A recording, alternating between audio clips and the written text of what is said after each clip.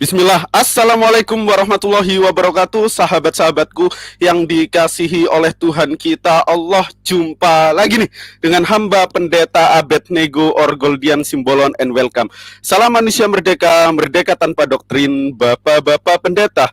Oke, para sahabatku yang dikasihi oleh Tuhan kita Allah, Tuhan tempat bergantung segala makhluk, bukan Tuhan yang digantung oleh makhluknya ya.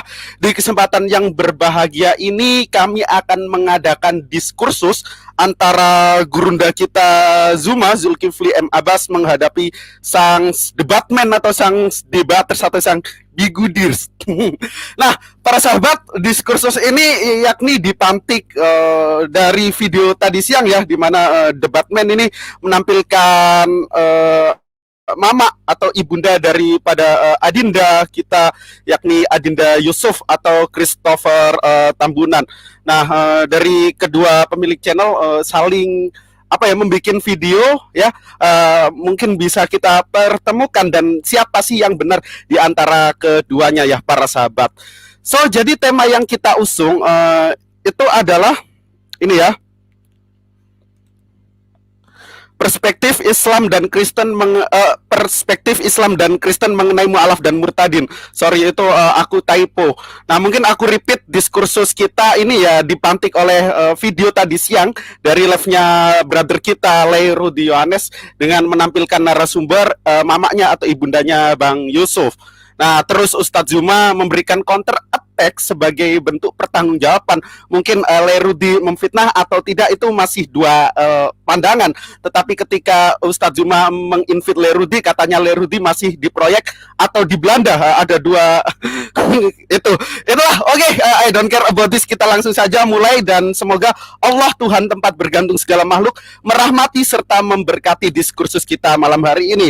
Saya sapa dulu narasumber dari pihak Muslim. Assalamualaikum warahmatullahi wabarakatuh, Gurunda Zuma.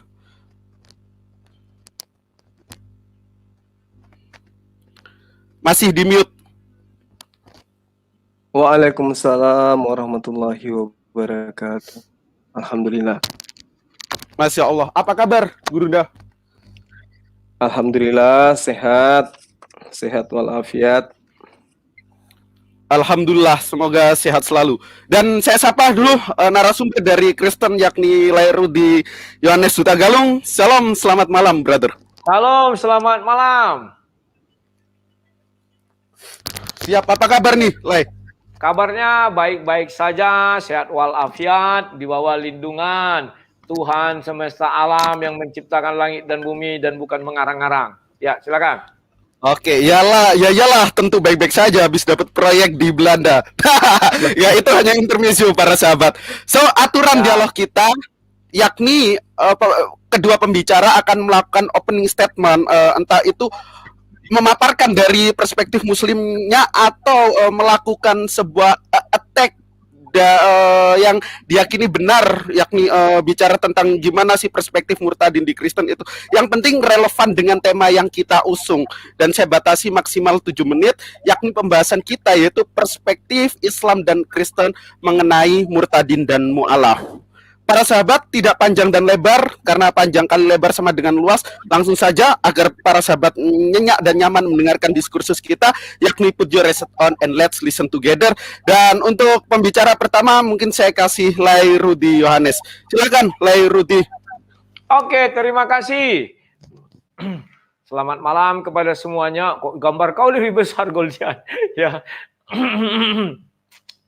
Pada malam ini saya merasa bersyukur sekali ya, dalam artian kita bisa saling mengklarifikasi apa yang terjadi dan kita bisa saling berdiskusi mengenai apa yang terjadi. Tadi siang saya sebenarnya baru tadi kemarin malam saya mendapat kabar itu, dan saya langsung ya sebagai seorang yang memiliki hati nurani, saya ya membantulah kedua belah pihak. Maka saya mengundang ibunya. Jadi kalau dibilang saya menggiring-giring, tidak ada itu. Saya memframing-framing, tidak ada itu. Semua murni apa terjadi seperti apa adanya. Dan juga sudah saya saksikan di videonya si Zuma apa yang terjadi ya. Sebenarnya saya juga tidak kenal kepada mereka, tetapi karena tanggung jawab moral, ya saya harus mempertemukan kedua anak dan ibunya karena mereka saling merindukan ya kawan-kawan ya. yang saya tidak permasalahkan dia mau menjadi agama Islam, dan nasihat saya kepada ibunya cukup jelas. Izinkan, relakan dia, sebab jalan ke surga bukan melalui agama apapun itu, ya. Itu saya katakan kepada beliau, ya. Dan kita harus ikhlas, dan kita tidak tahu cara Tuhan bekerja bagaimana, dan itu sudah saya katakan. Bisa jadi sekarang dia memeluk agama Islam, dan saya memberi contoh teman saya waktu kami sama-sama di Ahmad Dahlan, akhirnya dia kembali juga menjadi Kristen, ya. Itu pencarian jati dirinya karena dia masih muda, ya silakan. Namun saya punya kewajiban untuk mempertemukan mereka. Nah, kemudian terjadi dialog, dan si Zuma juga membuat sebuah video balasan. Dia katakan dia masuk. Saya tidak melihat dia masuk. Karena pertama yang saya lihat, saya selalu melihat layar itu. Dan yang pertama saya lihat Christopher. Saya nggak tahu itu siapa. Makanya saya naikkan dia dan saya bilang, siapa tahu ini dia, dan kebetulan memang dia. Setelah itu saya telepon ibunya. Dan jelas-jelas kami hadap-hadapan. Dan waktu itu juga si AMC saya telepon. Zuma nggak bisa masuk, Bang. Karena di tempat saya mereka lagi live. Oke, saya bilang. Dan di WA juga dia menginginkan saya yang datang ke tempat Zuma. Saya bilang saya lagi live, tidak mungkin saya ke sana. Ya, akhirnya saya lihat di bawah ibunya sudah ada, tapi Zuma belum ada. Saya naikkan ibunya, setelah itu mereka dialog. Nah, sekarang bagaimana menurut perspektif Kristen mengenai orang murtad? Saya akan bukakan ayat Alkitabnya. Karena saya adalah orang Kristen, maka saya buka ayat Alkitabnya. Alkitab kami jelas menjelaskan hal ini. Sebentar ya, saya tidak akan sebentar, ayatnya ada. Di 1 Timotius 4, saya share screen dulu. Ini, silakan di share screen Goldian. Ya, 1 Timotius 4 ayat 1 dengan jelas mengatakan, tetapi Roh dengan tegas mengatakan bahwa di waktu-waktu kemudian ada orang yang akan murtad, lalu mengikuti roh-roh penyesat dan ajaran setan-setan. Inilah ucapan rasul-rasul, ini 1 Timotius itu Paulus kepada kami semua, bahwa di satu hari nanti ada orang yang murtad. Ini sebuah nubuatan karena belum terjadi hari itu, tetapi yang akan datang, ya. Mereka itu adalah orang yang mengikuti roh-roh penyesat dan setan-setan. Dia mengaku dia Kristen, si Kristo, dan dia pindah memeluk agama Islam. Maka sesuai ayat ini mengatakan bahwa si Kristo itu sudah mengikuti ajaran roh-roh penyesat dan ajaran setan-setan. Di sini tidak dikatakan agamanya apa. Penting orang yang meninggalkan Yesus sudah mengikuti ajaran setan-setan dan roh-roh penyesat. Silakan kalian tidak terima, tetapi inilah fakta Alkitab kami, ya. Itulah sebabnya saya katakan, saya berbicara atas dasar kitab suci, bukan atas dasar kemauan saya sendiri, tidak. Ayat itu mengatakan demikian. Apakah itu kejam? Tidak, tinggal kalian buktikan. Apakah mereka ikut ajaran setan-setan atau tidak? Maaf, Alkitab kami mengatakan agama itu menjadi agama setan. Karena dia mengikut ajaran setan-setan, maka yang mengajarkan adalah setan. Kan itu menurut kitab suci ini. Terlepas dari agamanya apa, tidak disebutkan di situ. Penting siapa yang meninggalkan Yesus Kristus, arti murtad kan meninggalkan Yesus Kristus. Tetapi inilah hebatnya Alkitab. Ya, di Keluaran 20 dikatakan juga mengenai 10 hukum Taurat, Kejadian Keluaran 5 mengenai 10 hukum Taurat, ya. Ketika itu Musa memberikan 10 perintah itu, perintah titah kelima, ikon pasangaponmu donatorasmu, asa martuaho, jala leleng mangolu di tanah na di leon de bataja hobam tuho. Hormatilah ayah ibumu, agar engkau berbahagia dan lanjut umurmu di bumi yang diberikan Tuhan Allah kepadamu. Di situ dikatakan apa? Kita harus menghormati orang tua tanpa syarat. Mau dia hantu belau, mau dia menyembah pohon, menyembah batu, penting orang tua harus kita hormati. Tidak ada dikatakan di situ, kalau dia sesama kita beragama, tidak ada. Dan tidak sekalipun Yesus di ayat lain mengatakan bahwa musuh kita adalah kafir. Tidak ada itu. Tidak ada. Itulah pandangan perspektif kami daripada Kristen. Sekalipun 1 Timotius 4 itu ayat 1 mengatakan, itu jelas dikatakan bahwa itu ajaran setan-setan. Roh-roh penyesat, artinya Tuhannya adalah setan. Itu menurut Bible. Ya, Tuhan yang disembahnya adalah setan, iblis. Tinggal kita nanti membuktikan, apa benar Tuhan yang disembahnya ada iblis atau setan? Nanti itu terlihat apakah 1 Timotius 4 ini betul-betul firman Tuhan atau tidak. Kalau dia firman Tuhan akan terbukti. Kalau dia tidak firman Tuhan tidak akan terbukti. Ya, inilah yang saya imani. Itulah ajaran Yesus. Tadi ingat saya si Zuma mengatakan, Yesus mengatakan aku datang membawa pedang, memisahkan ayah dan ibu. Betul, memisahkan. Memisahkan loh. Hanya memisahkan. Memisahkan dalam artian apa? Inilah contoh yang sudah kita berikan, kita pertontonkan kemarin, tadi siang itu. Kan sudah terpisah. Yang satu tidak beriman, yang satu beriman. Akhirnya apa? Terpisah. Andai kata Yesus tidak datang, maka mereka tidak berpisah. Loh kok bisa? Yang bisa jadi mereka satu agama apa? Yahudi. Karena saat itu hanya ada Yahudi. Ya. Jadi setelah Yesus datang, maka terjadilah yang namanya kepercayaan jadi dua. Satu tetap dalam Yahudinya, yang satu mengikut Yesus. Itulah yang namanya memisahkan. Anak dan ibu dan anak, bapak. Ya, aku datang tidak membawa pedang. Aku datang tidak membawa damai, tetapi pedang. Itulah isi ayat itu. Dan ketika si Zuma menuduh bahwa Yesus tukang memisah-misahkan, tidak. Justru Yesus tidak mengatakan, ketika kau mengikut aku, ibumu tidak mengikut aku, maka ibumu adalah kafir. Tidak ada itu. Yesus hanya memisahkan. Tidak ada langsung menuduh ibunya adalah kafir. Ingat pernyataan saya. Mohon izin, Lai, mungkin sedikit lagi ya, udah panjang semenit atau 30 detik, silakan. Nah, ingat pernyataan saya tadi siang. Yang membuat ibumu kafir adalah kau. Sebelum kau meninggalkan Tuhan Yesus, kau tidak kafir, ibumu tidak kafir. Begitu kau meninggalkan Yesus, murtad, kemanapun kau sudah mengikuti ajaran setan. Maka setan selalu mengatakan, akulah Tuhan, yang lain adalah penyembah setan, kafir. Titik, silakan. Goldian sudah. Oke, terima kasih Lai Rudi Yohanes atas opening statementnya. Mau lihat ya panjang sekali nih, 10 menit lebih. Nah, untuk pembicara kedua saya kasih Gurunda Zuma. Untuk Gurunda Zuma, waktu dan tempat kami persilahkan. Silahkan. Baik, bismillahirrahmanirrahim. Alhamdulillahirrabbilalamin. Ya, segala puji bagi Allah, Tuhan semesta alam, dan juga salam serta taslim kita kepada Rasulullah Muhammad SAW. Jadi tema kita hari ini adalah terkait dengan apa yang terjadi belakangan ini, yang mana saya didatangi oleh seorang yang mengaku meninggalkan agamanya, kemudian saya kuatkan dia untuk memegang teguh agama yang dia pilih sekarang adalah Islam dengan membina bersyahadat. Jadi tidak ada paksaan kemudian untuk memeluk ajaran agama Islam sesuai dengan tuduhan-tuduhan orang di luar sana tentang saya. Karena dalam ajaran agama Islam itu sudah jelas, ya, ulaika lahum jannatu adan tajri min tahtihal anhar.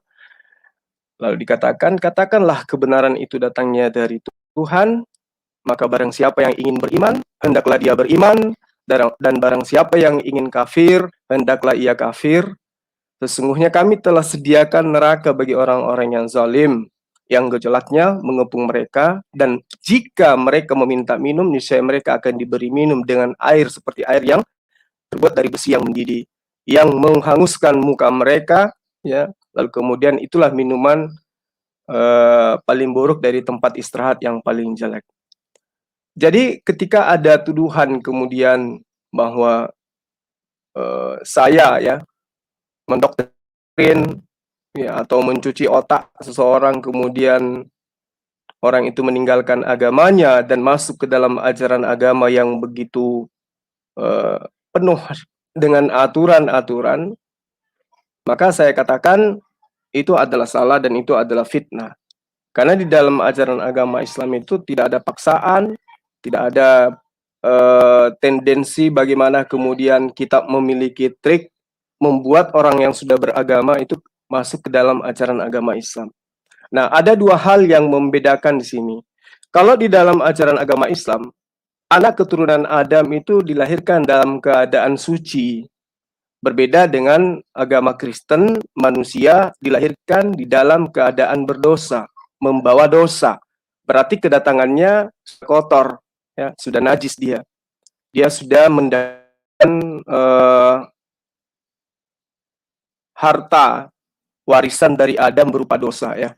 Kalau di dalam ajaran agama Islam, manusia itu fitrah. Jadi orientasinya kemudian manusia atas muka bumi itu cenderung kepada fitrah, cenderung kepada kesucian. Cenderung hati manusia itu mencari kembali kepada jati dirinya sebagai ciptaan Tuhan yang maha suci.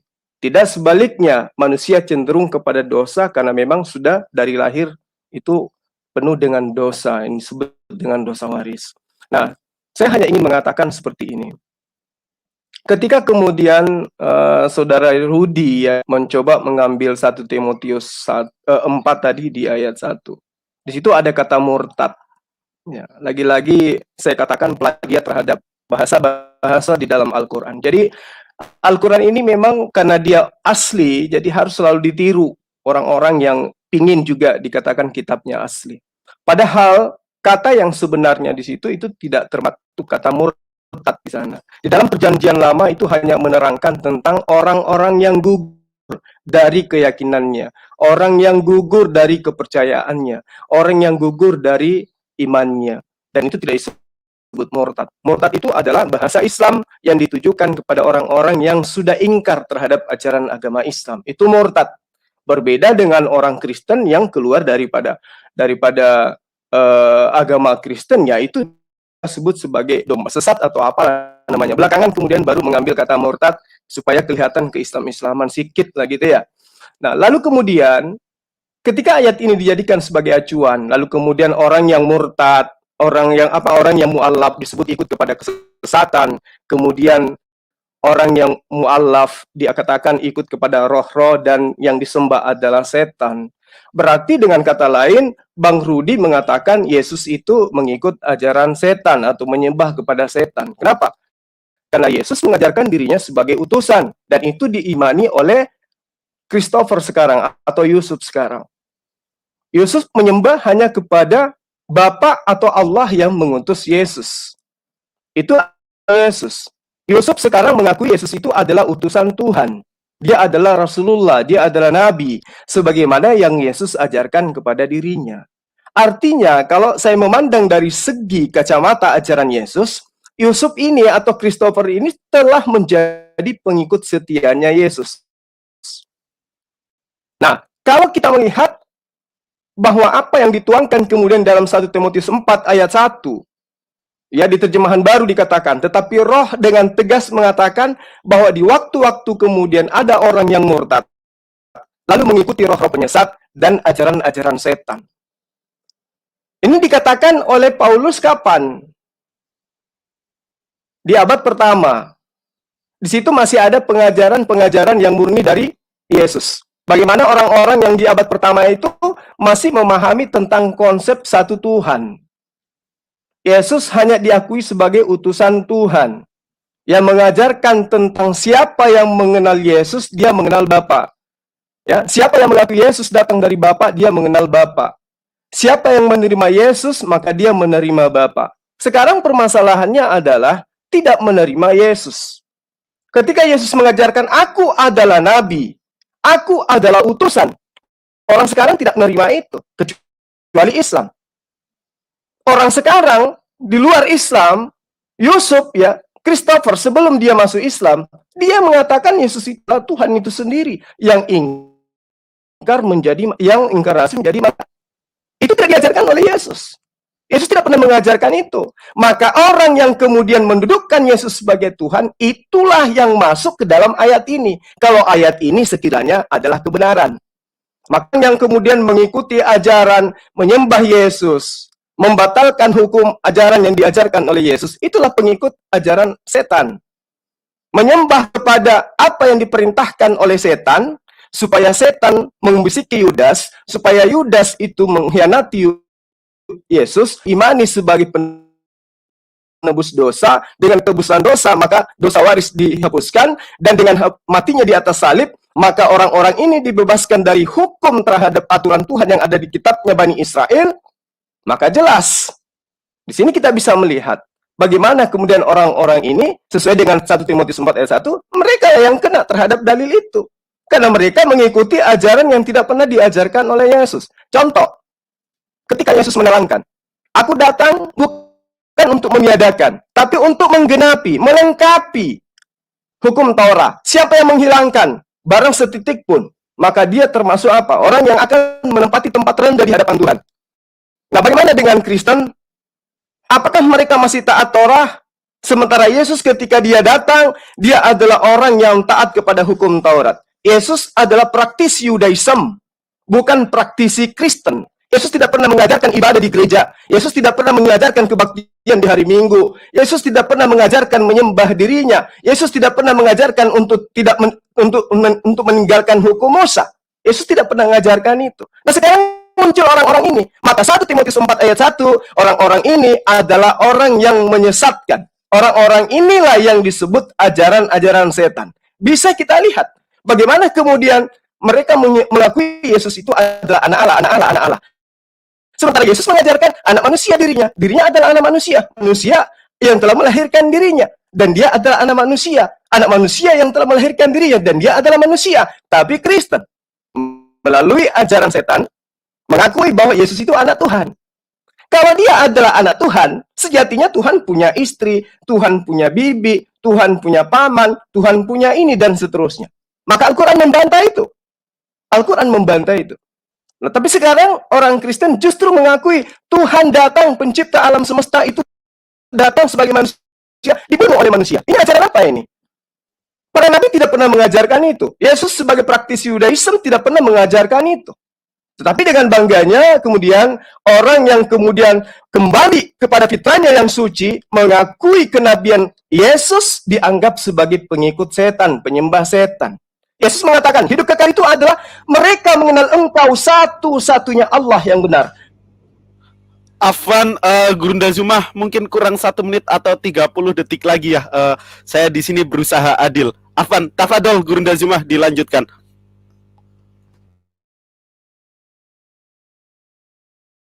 Mik Gurunda. Atau orang-orang ini. Ya, yang mengikut Yesus siapa sekarang? Christopher, Yusuf, atau Bang Rudi? Yesus sujud dalam beribadah, menyembah kepada Allah. Christopher juga. Yesus mengakui bahwa Tuhan satu-satunya Allah dan dia adalah Rasul. Yusuf juga, Christopher juga. Jadi yang pengikut setan di sini siapa? Nah, ini saya kembalikan kepada 1 Timotius 4 ayat 1. Kalau di dalam ajaran agama Islam, kembali kepada yang saya katakan tadi, bahwa kami umat Islam tidak diajarkan untuk mengajak orang lain beriman setelah mereka punya iman. Tugas kami hanya menyampaikan bahwa keberadaan kita sebagai umat manusia itu tidak lain dan tidak bukan hanya tunduk dan patuh kepada Allah, kepada para nabi. Islam datang hanya untuk menyampaikan, bukan untuk memaksakan orang-orang masuk ke dalam ajaran agama Islam.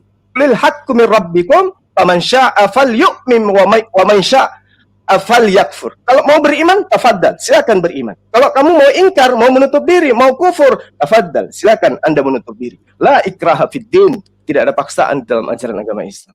Saya kira begitu, Adinda. Oke, terima kasih Gurunda Zuma atas opening statement yang telah diutarakan. Nah, para sahabat, diskursus kita pada malam hari ini ngeri-ngeri sedap ya, semakin ngeri-ngeri sedap. Dan tentunya live ini juga bisa disaksikan di channelnya Kakanda Zuma, Zulkifli M. Abbas, Zuma Official Channel, dan channel hamba sendiri, Goldian Simbolon, dan channel Lairudi, Sangs Debater maksud saya. Nah, para sahabat, kita merujuk ke sesi kedua ya, di mana sesi kedua ini akan ada take and give, bukan hit and run kayak tadi siang tuh, siapa hit and run, yakni kedua narasumber ini bisa menanggapi opening statement lawan bicaranya dan sekaligus bertanya. Nah, tadi sudah dari Ustadz Zulkifli M. Abbas, sekarang silahkan Lairudi, waktu dan tempat kami persilahkan. Lanjut. Oke, terima kasih kepada Goldian. Nggak usah dihina, nggak enak. Itu gambar kokok lebih besar Goldian. Ya, saya mulai. Saya membukakan 1 Timotius itu seolah-olah Al-Quran lebih dahulu ada daripada Injil. Karena di situ ada kalimat murtad. Oh, itu mengambil dari Al-Quran, dari ajaran Islam. Tidak. Bible lebih dulu ada daripada Al-Quran. Jangan kebolak-balik. Kemudian lari kepada Yesus. Yesus sendiri mengatakan dia utusan. Memang iya, tak ada yang menyalahkan. Yesus sendiri juga mengatakan dia Tuhan. Aku dan Bapa adalah satu. Dan itu sudah berulang kali saya jelaskan bagaimana konsep ketuhanan Yesus. Dan bagaimana konsep penebusan dosa juga sudah saya jelaskan. Bagaimana orang terlahir itu dibilang si Zuma tidak suci menurut Kristen. Tidak. Zuma tidak mengerti ada dua dosa. Yang satu dosa yang diperbuatan, itulah dosa yang kita lakukan. Yang satu adalah dosa yang kita terima dari Adam dan Hawa. Di dalam Islam pun demikian. Ketika Adam dan Hawa pertama sekali diciptakan itu di sorga tidak memiliki dosa. Tidak ada jalan dia berdosa. Kecuali menyentuh pohon kuldi. Itulah jalan dia berdosa. Dan terbukti setelah dia menyentuh pohon itu, maka dia diusir dari sorga. Dan semenjak itu seluruh manusia berdosa. Andai kata pohon kuldi itu tidak ada, apakah Adam dan Hawa berdosa? Tidak, dia tidak akan berdosa. Karena larangan diberikan Allah SWT hanya kepada pohon kuldi. Tetapi orang muslim tidak mengerti hal itu. Mereka mengira bahwa dosa waris itu adalah dosa perbuatan. Tidak, kalian buta sama sekali terhadap dosa. Maka dengan apa kalian menuju sorga? Hanya satu cara. Bukhari 66-80 mengatakan, Nabi Muhammad itu bisa memindahkan orang dari neraka ke sorga. Bukhari 60-80 mengatakan, Nabi Isa membukakan sebuah rahasia. Bahwa nabi-nabi top, hanya Isa yang tidak berdosa. Nabi Muhammad memiliki dosa masa lalu, dan dosa yang masih akan datang. Tetapi bagaimana faktanya seorang pendosa bisa menyelamatkan orang ke sorga? Saya tidak habis pikir. Nabi Isa yang tidak berdosa tidak bisa menyelamatkan orang dari neraka ke sorga. Tetapi seorang pendosa, Sahih Bukhari 60-80 mengatakan bisa memindahkan orang dari neraka ke sorga. Ini sangat sungguh-sungguh luar biasa. Di mana letak kuasa Tuhan? Sehingga memberikan hak memindahkan orang dari neraka ke sorga kepada pendosa. Sedangkan yang tidak berdosa tidak diberikan hak itu. Amat sangat disayangkan. Kemudian, saya sangat tertarik. Kamu bilang kalian menghukum Taurat. Tidak. Tidak satu pun hukum Taurat kalian ikuti. Sebelum kau mengikuti hukum Taurat, kamu tahu nggak hukum Taurat itu apa? Al-Quran tidak menuliskan satu pun isi hukum Taurat. Yang ada adalah kau baca Bibel, kau cocok-cocokkan. Paham nggak? Kamu bilang Yesus sujud. Yesus tidak pernah sujud ke arah Ka'bah. Nggak pernah. Kamu cari saya ayat bahwa Yesus curug ke arah Ka'bah. Tidak pernah. Karena Yesus tidak akan mau sujud ke arah suatu benda mati terus-menerus. Tidak akan ada itu. Tidak akan pernah kalian jumpai. Kemudian, sekarang kita berbalik kepada bagaimana sebenarnya kalau menurut pandangan Islam mengenai orang-orang orang-orang yang murtad atau murtadin. Kita buka di Sahih Bukhari 6411. Sorry, saya harus share screen. Sekarang saya main hadis. Tolong dibagikan Goldian. Sudah Goldian? Inilah perintah Al-Quran terhadap orang yang murtad itu. Ya. Ini ya, Ibnu Abbas. Sehingga ia berujur, kalau aku tak akan membakar mereka karena ada larangan Rasulullah SAW yang bersabda. Ingat ya, dulu orang dibakar ini hidup-hidup ya. Jangan kalian menyiksa dengan siksaan Allah. Siksaan Allah itu api neraka. Dia tidak boleh membakar manusia. Dan aku tetap akan membunuh mereka sesuai sabda Rasulullah SAW. Siapa yang mengganti anak agamanya, bunuhlah. Ini perintah. Oh, apakah ini sahih atau doif? Lihat di bawahnya masih ada Sunan Abu Daud 3787. Sebentar, saya bukakan juga ini. Biar kalian paham. Walah, masih putar-putar. Oke, kita lewatkan saja. Ini masih putar-putar, masih lama dia menunggu itunya. Nah, sekarang di dalam banyak hadis Bukhari 6418, 4669 juga halnya sama. Jikalau ada orang meninggalkan agamanya, pindah agama, bunuhlah. Sementara Bible mengatakan mereka hanya pengikut ajaran setan-setan. Maka Bible mengatakan masih bisa dia bertobat untuk kembali. Tetapi kalau sudah dibunuh, dia tidak bisa bertobat karena sudah mati. Apa yang mau bertobat? Apa yang mau dikembalikan? Itu hadis sahih. Jelas-jelas dikatakan. Sekarang saya minta kepada Zuma. Tadi siang juga ada saya katakan ini. Apakah boleh? Kasih ayatnya. Orang kafir mendoakan orang mukmin, bukan orang mukmin mendoakan orang kafir ya. Silakan. Singkat aja. Oke, terima kasih Le Rudi. Silakan Ya. Gurunda Zuma bisa menanggapi opening statement dan sekaligus counter attack apa yang disampaikan Lerudi barusan. Tafadol. Baik. Yang pertama ya, saya harus tanggapi dari yang pertama. Dia katakan bahwa gospel lebih awal daripada Al-Quran. Kayaknya Bang Rudi harus banyak belajar ya. Kitab Anda itu baru ada kapan? Setelah Indonesia merdeka. Al-Quran itu ada pada abad ke-6. Paham? Itu harus Anda pahami. Catat di otak Anda, jangan Anda selalu melakukan penipuan kepada umat. Kitab Anda itu lembaga Alkitab Indonesia itu adalah dasar kitab Anda. Disitulah kemudian Anda baru belajar pegang kitab setelah lembaga Alkitab Indonesia itu ada di negara ini. Catat itu. Ya, moderator juga catat supaya lain kali jangan siapapun Kristen itu selalu pede-pedean, selalu mengambil istilah Islam dengan alasan Kristen lebih dulu. Oke, Kristen lebih dulu. Cari kata murtad di Eropa, ada nggak? Hanya di negara ini ada kata murtad dalam kitabnya orang Kristen. Kata yang sesungguhnya yang di situ dalam kitab mereka itu bukan kata murtad, tapi pisteos. Ya, ini harus diajari mereka dari nol ternyata. Lalu kemudian ketika saudara Rudy Yohanes, ya, ketika Rudy Yohanes ini mengatakan bahwa apa tadi? Dia katakan bahwa di dalam ajaran agama Islam dengan hadis-hadis yang dia tampilkan ada perintah membunuh. Itu kurang hadisnya. Harusnya Anda tampilkan ada puluhan hadis yang nuansanya seperti itu. Banyak hadis itu. Barang siapa yang mengganti agamanya, bunuh. Iya, memang betul. Banyak hadits itu. Tapi yang saya katakan tadi siang Anda dengan Edi Sidabutar itu hanya beda-beda tipis. Sama-sama orang yang membaca sampul buku kedokteran, kemudian Anda itu buka praktek. Jadi, ketika ditanggapin, nanti Anda akan jadi malu sendiri.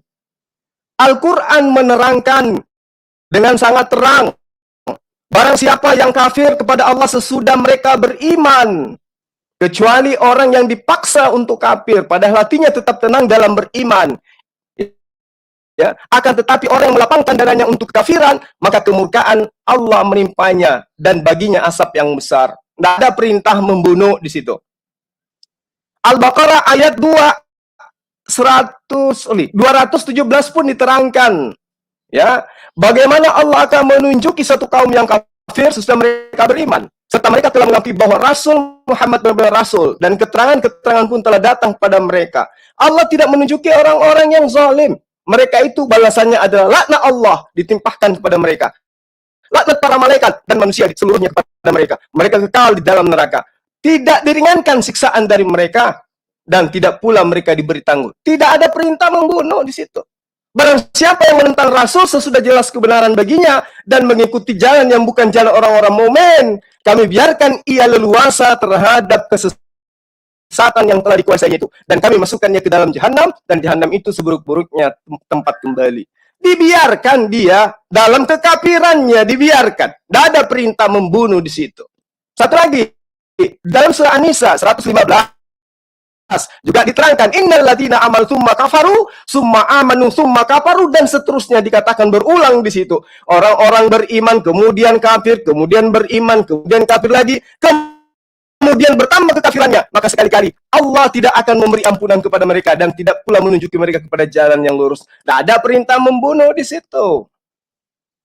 Jadi ketika ada hadits yang menerangkan tentang pembunuhan, orang-orang yang meninggalkan lalu kemudian diperintahkan untuk membunuh, itu adalah hukuman dengan pelaku penentang dan pemberontak terhadap negara dan masyarakat Islam yang terdapat di dalam sejarah Islam.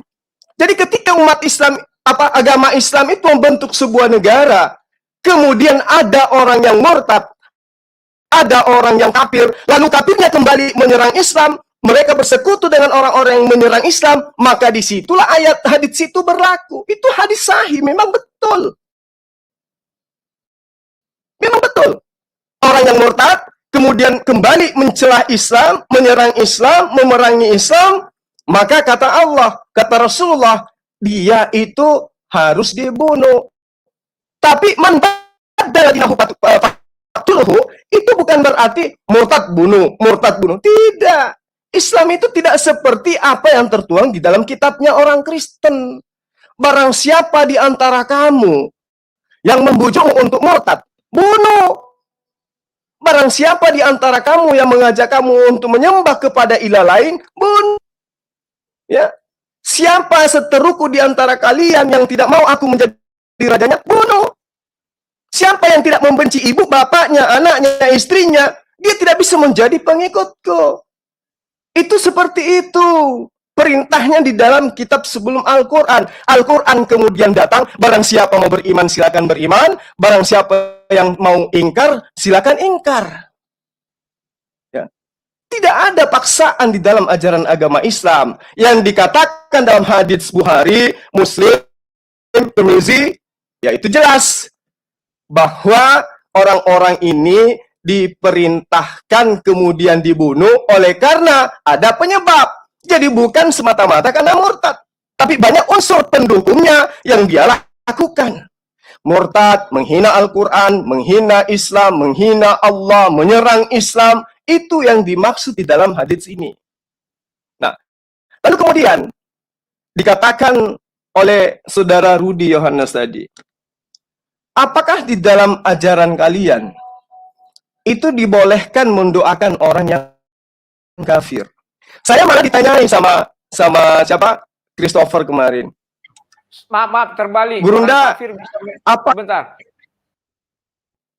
Sorry, di sini ada moderator, jangan dipotong Lerudi. Saya memiliki kuasa penuh untuk diskursus kita malam hari ini. Nanti kalau Lerudi bicara, saya melarang ketika Gurunda Zuma memotong. Saya berusaha fair. Lanjut, Gurunda.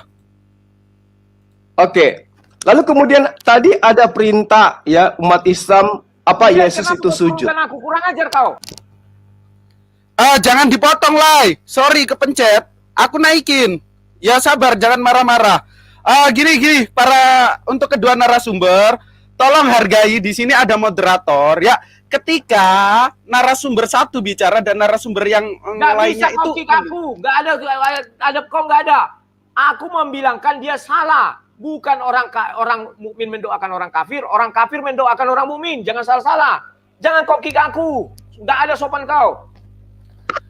Sabar Le, sorry, aku niat pencet mute tapi kepencet remove. Mohon maaf ya, saya salah. Mohon maaf, sabar, keep calm. Di sini ada moderator. Ketika nanti Lerudi berbicara dan Gurunda Zuma memotong, nanti bakal saya tegur. Begitu sebaliknya. Iya. Paham kan? Tadi mau mengingatkan, terbalik dia. Maksudku bukan itu. Orang kafir mendoakan orang mukmin, apakah bisa kasih ayatnya? Silakan. Oke, sabar Lerudi. Nanti kalau Gurunda Zuma salah, bisa dibantah di waktu Lerudi seleluasa mungkin. Di sini ada moderator, yang penting jangan motong pembicaraan lawan bicara Lai. Ketika nanti Lerudi berbicara, Gurunda Zuma memotong, saya tegur. Serius saya tegur. Silakan Gurunda. Baik. Adakah apakah boleh orang kafir mendoakan orang Islam? Ya wallahu alam. Itu kita tidak punya syariat seperti itu.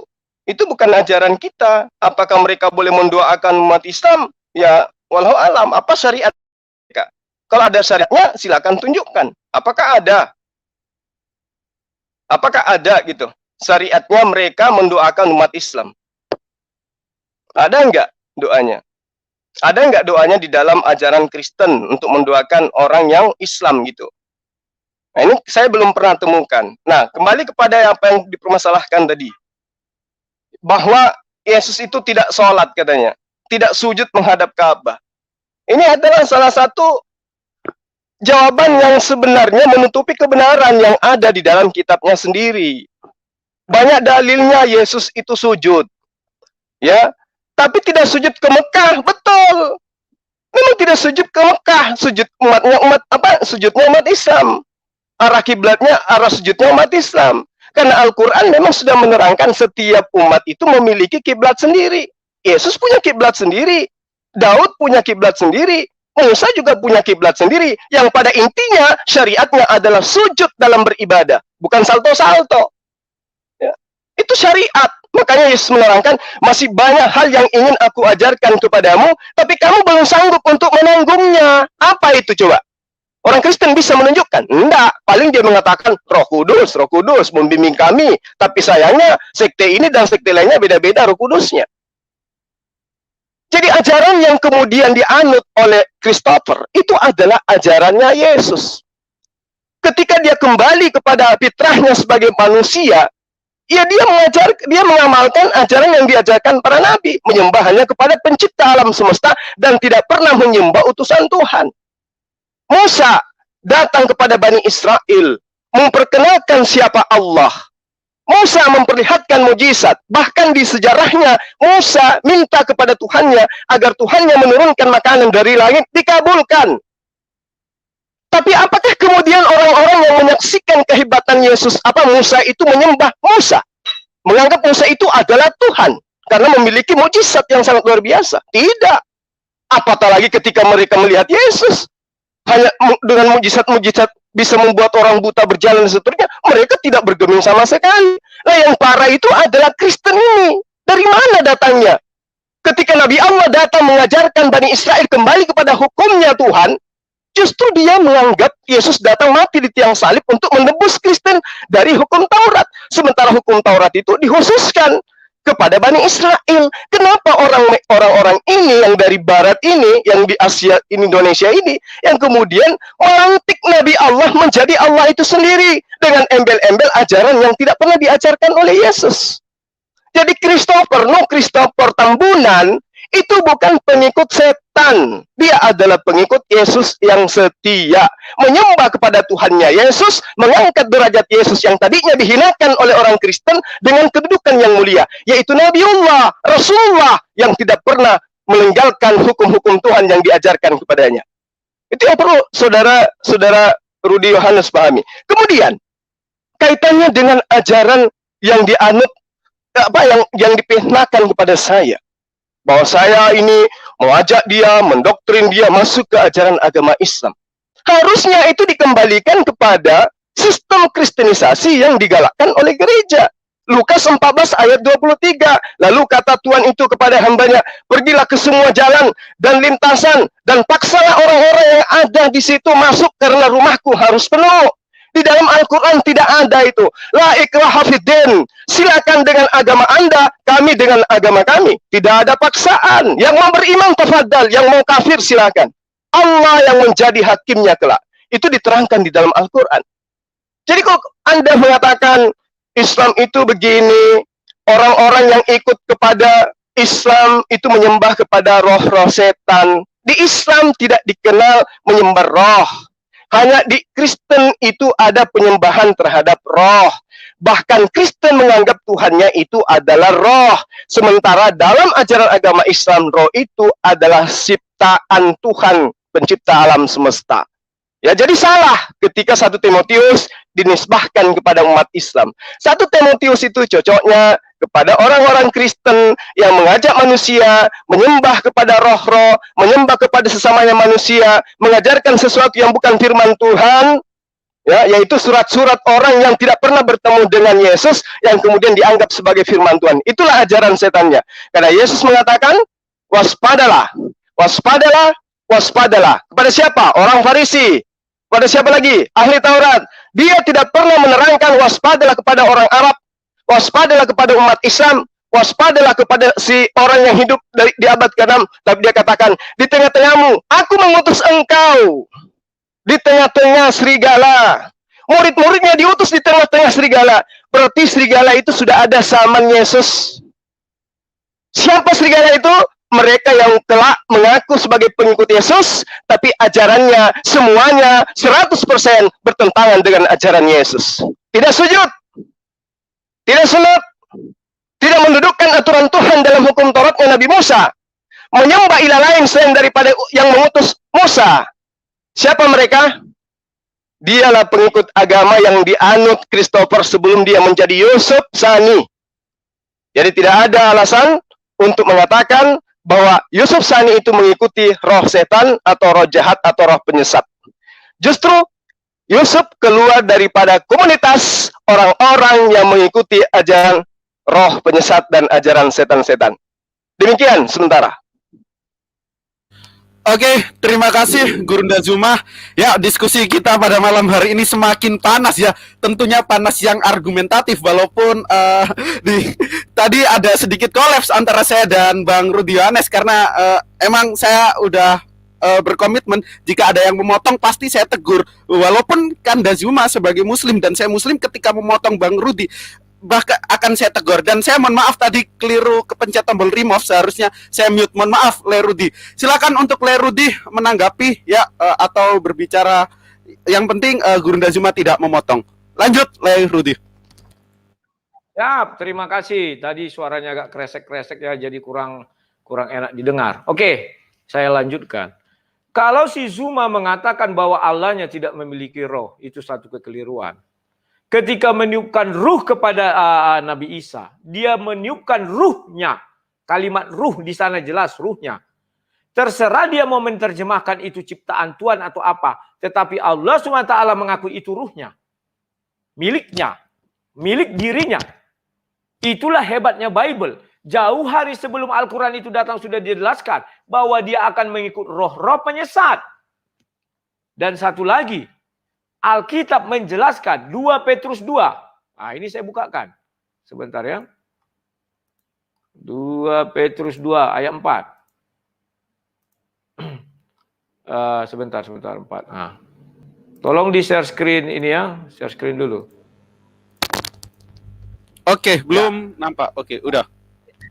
Nah, jelas di sini dikatakan, sebab jikalau Allah tidak menyayangkan malaikat-malaikat yang berbuat dosa, tetapi melemparkan mereka ke dalam neraka dan dengan demikian menyerahkannya ke dalam gua-gua yang gelap untuk menyimpan mereka sampai pada hari penghakiman. Jelas di sini keterkaitan antara 2 Petrus 2 ayat 4 dan keterkaitan 1 Timotius 4 ayat 1 sangat jelas. Bahwa roh-roh penyesat itu akan datang di dalam goa. Benar, dia adalah roh yang di dalam goa itu. Jangan kau sangkal. Kitab suci pun mengatakan dia itu adalah roh. Tetapi Alkitab sayang, jauh hari sebelum itu datang sudah dinubuatkan, itu adalah iblis. Itu adalah malaikat-malaikat pendosa. Malaikat pendosa atau iblis di dalam ajaran kami. Jadi itulah hebatnya Bible. Jauh hari sudah dinubuatkan. Sekarang kau mengatakan bahwa Al-Quran lebih dahulu ada daripada Bible. Tidak. Allah lebih dahulu ada daripada Yahweh. Tidak. Yahweh lebih dahulu dari Allah. Baik secara etimologi. Baik secara bahasa. Baik sejarah sesembahan atau apa. Al-Quran sendiri mengakui Musa itu orang Ibrani, orang Yahudi. Tidak mungkin dalam bahasa Yahudinya Musa mengatakan, ya Allah SWT. Nggak ada. Ngomong. 610 lah Allah SWT baru hadir. Dan itu melalui malaikat Jibril. Dan ingat, kalau bicara kitab suci, carikan saya satu ayat. Di mana perintah Allah SWT agar Nabi Muhammad menuliskan Al-Quran. Carikan. Tadi saya bertanya kepada kamu, apakah boleh orang kafir berdoa kepada orang Muslim? Kamu jawab, Allahu alam atau goib atau entah apalah. Berdiskusi tidak bisa seperti itu. Katakan aja kalau nggak bisa, ya katakan bisa. Kamu mau menutupi agar ibunya si Kristo, kamu katakan, ya ibumu bisa mendoakan kamu. Kamu berbual bohong. Ibunya adalah kafir. Kafir tidak bisa mendoakan orang itu karena Tuhannya sudah beda. Gak bisa. Tuhan ibunya Yesus. Dia berdoa dalam nama Yesus. Tidak bisa. Jujur. Katakan tidak bisa ibumu mendoakan kau karena ibumu kafir. Yang membuat ibumu kafir adalah kau. Titik. Kita bicara tentang Bible itu ya kawan-kawannya. Menurut Bible begitu. Nah sekarang. Kalau kau bicara kitab suci kau nggak akan mampu. Saya percaya Hud 1, kau akan tidak percaya Hud 1. Mau bukti? Kamu mengatakan Allahmu ada sudah waktu zaman Nabi Isa. Siapa nulis Injil? Kutanya dulu kau. Sampai detik ini pun kau kan tidak tahu siapa penulis Injil. Saya percaya itu. Kau nggak tahu siapa penulis Injil. Bahkan Tuhan yang kau sembah pun tidak tahu siapa penulis Injil. Dan apa isi Injil itu nggak tahu. Tetapi kata Injil ada, ya ada. Kalau katanya ada. Katanya. Taurat ada. Kamu mengaku kamu mengikut hukum Taurat. Hukum Taurat mana yang kau ikuti? Nabimu ikut hukum Taurat mana yang diikuti? Coba tunjukkan sama saya. Tunjukkan dari Al-Quran 10 hukum Taurat kalau ada. Yang ada, kau buka Bibel. Kita pertama. Wah ini tuh di ayat ini sama. Dicocok-cocok logikan. Masa setingkat Tuhan tidak tahu apa isi hukum Taurat? Cuma 10. Kutanya aja kau, apa isi hukum Taurat yang keempat? Tunjukkan dari Al-Quran, tidak akan tahu kau. Pasti berbeda jawabnya dengan apa yang ditulis di Yahudi sana, di Israel sana. Pasti kau hanya cocokmologi. Wah ini bahwa kami tidak bosan. Tidak. Kalian tidak tahu hukum Taurat. Kitab Taurat apalagi kalian tidak tahu. Kitab Injil pun kalian tidak tahu. Lantas Tuhan mana yang kalian sembah? Apakah Tuhan yang mengetahui? Apakah Tuhan yang menurunkan kitab-kitabnya? Zabur pun kalian nggak tahu apa isinya. Selalu mengintip kepada Bibel. Kenapa tidak beriman kepada Bibel?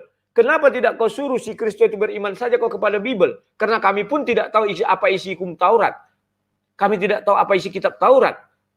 Adakah Allah SWT membatalkan hukum Taurat? Tidak. Tunjukkan kalau ada ayatnya. Memang betul, ada hukum Islam. Tetapi hukum Taurat tidak pernah dihapus oleh Allah SWT. Nggak ada itu, nggak ada. Buktinya apa? Kalau hukum Taurat Musa diterapkan, itu kalian masih bersunat. Kalian masih berkurban. Itu hukum Taurat Musa. Tapi kalau 10 hukum Taurat, tidak pernah lagi kalian tetapkan. Itu sudah dihapus. Dihapus siapa? Nabi bukan Tuhan. Tetapi untuk mendukung kelakuan Nabi, maka selalu turun ayat. Bahkan kau pun tidak bisa menemukan satu ayat mengenai perintah Nabi supaya bersalawat kepada Allah SWT. Yang ada seluruh manusia. Allah bersalawat kepada Nabi dan malaikat. Malaikat juga bersalawat kepada Nabi. Tapi Nabi ada nggak diperintahkan bersalawat kepada Allah SWT? Bantu saya. Ingat ya, tugas kau 2. Kalau memang kau bilang kitab sucimu yang pertama, tunjukkan ayatnya, perintah. Dari Allah SWT supaya Nabi Muhammad menuliskan Al-Quran. Jangan kau bilang kitab suci kami begini begono. Penulis Al-Quran pun kau tidak tahu siapa. Atas izin siapa penulisan Al-Quran? Apakah ada Allah SWT mengizinkan? Mana ayatnya? Jangan kau kira itu jatuh dari langit. Jatuh. Nggak ada. Baik, sekarang saya menuju kepada yang tadi kau bilang itu Al-Quran abad ke-6. Kau bilangnya Bible itu ada setelah apa kau bilang sekarang ini. Itu terjemahan kawan. Bible itu sudah ada jauh-jauh hari. Memang kau Al-Quran tidak ada terjemahannya. Memang betul itu bukan Al-Quran? Betul. Apakah orang dulu berceramah tidak pakai bahasa Indonesia? Buktinya kau saja masih pakai bahasa Indonesia. Lantas karena itu kau bilang kami baru akhir-akhir ini mengenal Bible. Kitab suci kami bahasa Indonesia itu. Keliru kau kawan. Tidak. Tanpa Bible yang kau hina itu, tidak akan bisa kau belajar Injil. Tidak akan bisa kau belajar Taurat. Kemana kau cari? Ke Israel. Tidak mau orang itu kawan. Untunglah ada Bible di Indonesia, bahasa Indonesia, sehingga kau bisa membaca. Sehingga kau bisa ngintip-ngintip, mutil-mutil. Beriman saja kepada Bible, titik, selesai. Padahal Hud 1 mengatakan, tunggu saya buka Hud 1. Biar kau paham ini. Tapi aku percaya kau akan lari dari ini. Kita akan bukakan. Sebentar ya kawan-kawannya. Aku nggak ngerti nih kok jadi lambat ini punya tuh nih. Dia masih putar-putar, sabar. Waduh. Maaf ya ini lambat. Baca saja Hud 1. Aku pakai punyanya Depak ini ya. Gol Diam bisa ditampilkan mana tahu tempatmu cepat karena kau di Jakarta. Halo Gol. Oke. Punya aku ini lambat sekali. Oh, udah bisa. Oke. Punya gue atau lu? Share screen, aku aja. Oke, bukakan Gol. Di sini jelas Hud 1 mengatakan apa? Alif lam ra, silakan kau tantang. Ya, kau bilang, oh bukan itu terjemahan, silakan. Kau jelaskan kepada saya. Inilah kitab yang ayatnya disusun dengan rapi. Kemudian dijelaskan secara terperinci. Yang diturunkan dari sisi Allah yang maha bijaksana, maha teliti. Saya percaya selepas ini kau tidak akan percaya ayat ini. Kalau benar ini kitab suci tersusun dengan rapi, ditulis dengan teliti, tidak akan pernah namanya hadis ada. Gak pernah. Karena semua lengkap di sini. Yakin saya kau habis ini tidak akan menerima ini, kau akan menentang. Kan begitu.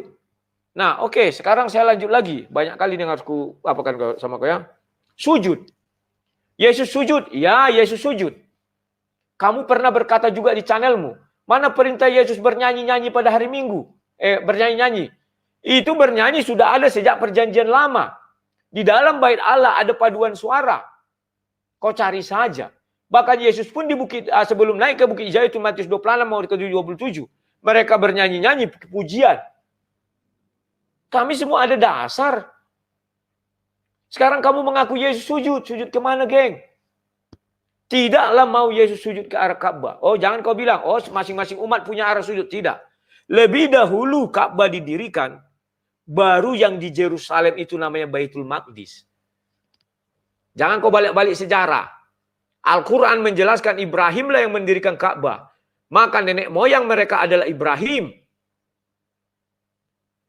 Faktanya, apakah Musa sujud ke arah Ka'bah? Enggak.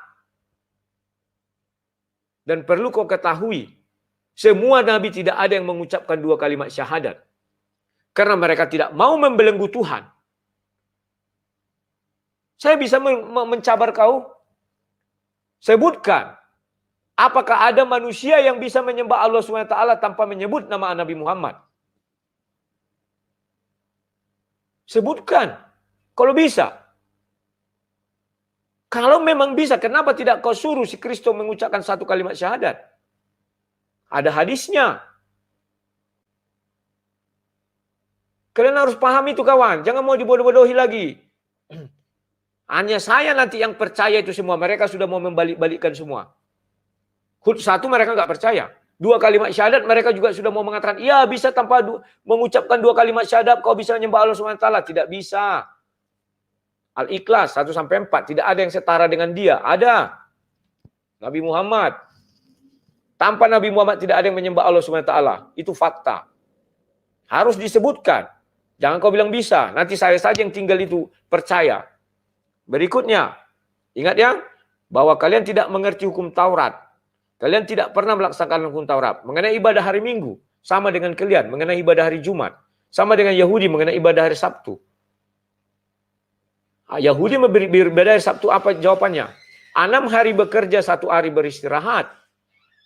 Tidak mungkin Tuhan merubah-rubah waktu ibadah. Faktanya kalian menjadi hari Jumat. Dan hari Jumat kalian beribadah hanya 2 jam. Beda dengan firman Tuhan di Yahudi. 1 hari harus istirahat full. Kami masih mending hari Minggu beristirahat full. Bahkan negara ini pun melaksanakan itu. Tetapi kalian tidak mengikuti firman Tuhan kalian sendiri. Beristirahat full pada hari Jumat. Gak ada itu kalian ikuti hanya 2 jam. Lebihnya kalian di kantor, nongkrong, bekerja. Kalau kau percaya hukum Taurat, tapi karena kau tidak tahu hukum Taurat, kau nggak tahu jawabnya. Lanjut. Ini sebentar. Mengenai kata murtad. Tidak ada di Eropa. Memang tidak ada murtad. Murtad itu kan dalam bahasa Timur Tengah sana. Dan itu unsur serapan bagi bangsa Indonesia. Dan itu sudah disahkan oleh negara ini. Jangan kau mau bermain-main sandiwara, memutar-mutar balikkan kata. Ingat, jawab tugasmu sudah tambah banyak. Tunjukkan saya 1 ayat. Ya, di mana Allah memerintahkan Nabi Muhammad untuk menuliskan Al-Quran. Dan kelanjutannya, apakah Nabi Muhammad menulis Al-Quran? Jawab kau pasti tidak. Yang menulis adalah para sahabat. Mana perintah kepada para sahabat untuk menuliskan Al-Quran? Jangan kau katakan, oh tidak ada perintah. Ada. Kamu buka Sahih Bukhari 3. Biar kau tahu, ku jelaskan 1 hal. Penulis Injil Nabi Isa itu Warakah bin Naufal. 2 kitab ditulisnya. Injil dalam bahasa Ibrani dan Injil dalam bahasa Arab. Yang mana Tuhanmu sebenarnya? Yang bahasa Arab kah atau yang bahasa Ibrani kah? Kedua-duanya dikatakan bahwa itu sesuai kehendak Allah SWT. Ya, 6567 ya, kalau 6467. Yang hadis 3 itu Bukhari, atas seizin Allah. Maka kau tadi menentang hadis mengenai membunuh orang kafir. Artinya apa? Hadis adalah antitesis daripada Al-Quran. Al-Quran mengatakan, Injil sudah dipegang tangan manusia. Hadis mengatakan tidak. Yang memerintahkan itu engkau Allah. Engkau mengizinkan atas seizin Allah, maka Waraka bin Naufal menulis Injil dalam bahasa Ibrani. Pertanyaan saya, apakah Waraka bin Naufal itu hidup sejaman Nabi Isa? Tidak. Jangan kau karang-karang. Waraka bin Naufal tidak hidup sejaman dengan Nabi Isa. Lantas dari mana dia tahu itu tentang isi Injil Nabi Isa? Satu-satunya cara, halau alam, selesai atau goib. Hanya Tuhan yang tahu atau goib. Selesai jawabanmu, tidak bisa. Karena itu adalah firman Tuhan. Maka mau tidak mau, 2 kali Allah berfirman kepada Waraka. Sekali mengizinkan untuk menuliskan bahasa Ibrani, sekali menuliskan bahasa Arab sesuai kehendak Allah. Pasti datang perintah kepada dia. Yang membawa perintah siapa? Pasti Jibril. Karena itulah dalam ajaran Islam. Jibril yang menyampaikan berita Tuhan. Yang kedua, Waraka bin Naufal tidak hidup sejaman dengan Nabi Isa. Lantas dari mana dia tahu kisah Nabi Isa itu, tulisannya? Firman Allah yang Injil itu. Dari mana Waraka tahu? Artinya karena tidak ada lagi catatan sejarah. Karena tidak ada, sudah diubah-ubah kata Allah SWT. Maka Waraka bin Naufal boleh dipastikan rasul setelah Yesus. Karena Jibril pasti akan berbicara. Ini loh isi Injilnya, isi Injilnya. Terutama surah 61 ayat 6. Pasti ada di kitabnya Waraka bin Naufal. Pasti ada itu. Di mana Nabi Isa mengatakan akan datang Nabi setelah aku namanya Ahmad. Maaf saja. Saya buka Galatia 1 ayat 8. Nah ini. Maaf saja. Sebentar, aku bukakan. Galatia 1 ayat 8. Oke. Halo Goldian, silakan di-share. Galatia 1 ayat 8 mengatakan, tetapi sekalipun kami atau seorang malaikat dari sorga yang memberitakan kepada kamu satu Injil, yang berbeda dengan Injil yang telah kami beritakan kepadamu, terkutuklah dia. Hebatnya Bible. Jauh hari sebelum ada nanti orang mengaku-ngaku membawa Injil, mengaku-ngaku dia diturunkan Injil, Alkitab sudah mengatakan, jikalau berbeda dengan apa yang kami jelaskan, apa yang kami beritakan, terkutuklah dia, sekalipun malaikat. Dan faktanya, semua itu disampaikan oleh para malaikat. Bahkan Al-Quran pun mengakui Injil yang itu sudah diubah-ubah. Siapa yang ubah-ubah? Waraka. Tidak ada dalam catatan sejarah Islam siapa menulis Injil. Nggak ada. Selain Waraka. Nggak ada itu. Maka tuduhan Allah SWT sudah diubah-ubah kepada Waraka. Tetapi hadis membelanya, tidak Tuhan, itu atas seizinmu. Kalau dari segi Bible, Galatia 1 itu mengatakan apa? Jikalau ada yang menceritakan Injil berbeda dengan apa yang kami ceritakan, terkutuklah dia. Maka di Injil dijelaskan bahwa Yesus mati di salib. Kalau ada yang mengatakan Yesus tidak mati di salib, maka terkutuklah sekalipun malaikat yang menyampaikan itu. Dan betul malaikat menyampaikan ada Yesus yang tidak mati di salib. Betul terkutuk. Siapakah itu? Yesus Barabas. Dari sudut kami. Dia yang harusnya disalibkan, tetapi digantikan, diserupakan dengan Yesus yang namanya Kristus. Itu menurut Bible. Tetapi jika ada yang membalik Yesus Kristus yang tidak disalib, sehingga yang disalib adalah Yesus Barabas, terkutuklah dia. Jadi 1 Timotius 4 ayat 1. Sudah? 2 Petrus 4 ayat 2. 2 Petrus 2 ayat 4. Dan 1 Galatia 8 ayat Galatia 1 ayat 8. Semua satu kesatuan. Ketiga ayat ini berbicara bahwa akan datang yang namanya ajaran setan-setan. Ajaran penyesat. Yang mana Injilnya berbeda dengan apa yang kami katakan. Yang mana disampaikan oleh malaikat di dalam goa-goa yang adalah iblis. Yang mana siapa yang mengikuti itu adalah pengikut roh. Ajaran setan-setan. Oke, sekian, terima kasih. Lanjut. Silakan. Tanggapi 2 pertanyaan saya tadi. Jangan lewatkan ini. Tolong jangan lewatkan. Saya ingin lihat kemampuan kau menghargai HUT 1 itu. Silakan. Oke, mau lihat Le Rudi ke Sukabumi beli nanas, diskusi kita semakin panas. Tafadol, Gurunda Zuma untuk menanggapi apa yang disampaikan oleh Brother Rudi Yohanes. Baik. Sekali lagi saya katakan ya, untuk dicatat bahwa Bang Rudi ini adalah anak TK yang membaca buku kedokteran lalu kemudian mencoba untuk buka Jangan praktek. menyerang pribadi, jangan menyebutkan Itu fakta, itu fakta, itu fakta, Nggak bisa itu tidak bukan pribadi itu. Tolong untuk kedua narasumber hargai moderator. Di sini diskusi kita pakai moderator. Kalau etek pribadi, mohon maaf ini lo GOBLOK, lo gila, lo anjing, guguk gitu, itu nyerang pribadi. Tapi kalau gitu saya rasa itu masih wajar karena itu bentuk satir. Dan dalam kaidah perdebatan ada yang namanya satir. Itu, tolong untuk kedua narasumber jangan saling potong-memotong. Jelaskan kitab saya. Goldian, saya ingatkan kamu itu tidak bisa. Karena saya tidak ada menyebutkan dia anak TK. Saya tidak ada menyebutkan dia apa. Nggak ada. Nggak boleh, nggak boleh. Jawab aja pertanyaan dengan jawaban argumen. Silakan. Oke, Anda membahas kitab saya tanpa ilmu. Benar kan? Ilmu apa yang Anda punya untuk membahas Al-Quran? Coba, saya ingin tahu dulu. Saya bertanya. Saya tidak membahas. Hud tadi apa? Anda dengan gagah berani mengatakan saya akan meninggalkan Al-Quran. Dan Anda satu-satunya orang yang percaya bahwa Al-Quran itu adalah kitab suci. Anda kan ngaku? Iya. Anda ngaku kan? Nah, makanya saya tanya, ilmu apa yang Anda punya? Buktikan. Ilmu apa yang Anda punya? Saya tanya dulu, ilmu apa yang Anda punya? Tuliskan, tunjukkan sebuah ayat. Saya minta satu ayat. Itu makanya aku bilang, Anda itu anak TK yang membaca sampul buku kedokteran, lalu kemudian buka praktek. Jawab. Oke, silakan. Buktikan pertanyaan saya ada 2. Tunjukkan ayatnya. Silakan. Saya akan menjawab 1000 pertanyaan kamu, Bang Rudi. Silakan. Yang pertama, apakah ibunya Christopher itu bisa mendoakan Christopher? Menurut Islam, sorry, dia mau berdoa kepada siapa? Sementara Tuhannya Kristen bagi kami adalah makhluk. Bapak yang disembah adalah roh-roh bertanduk 7 dan bermata 7.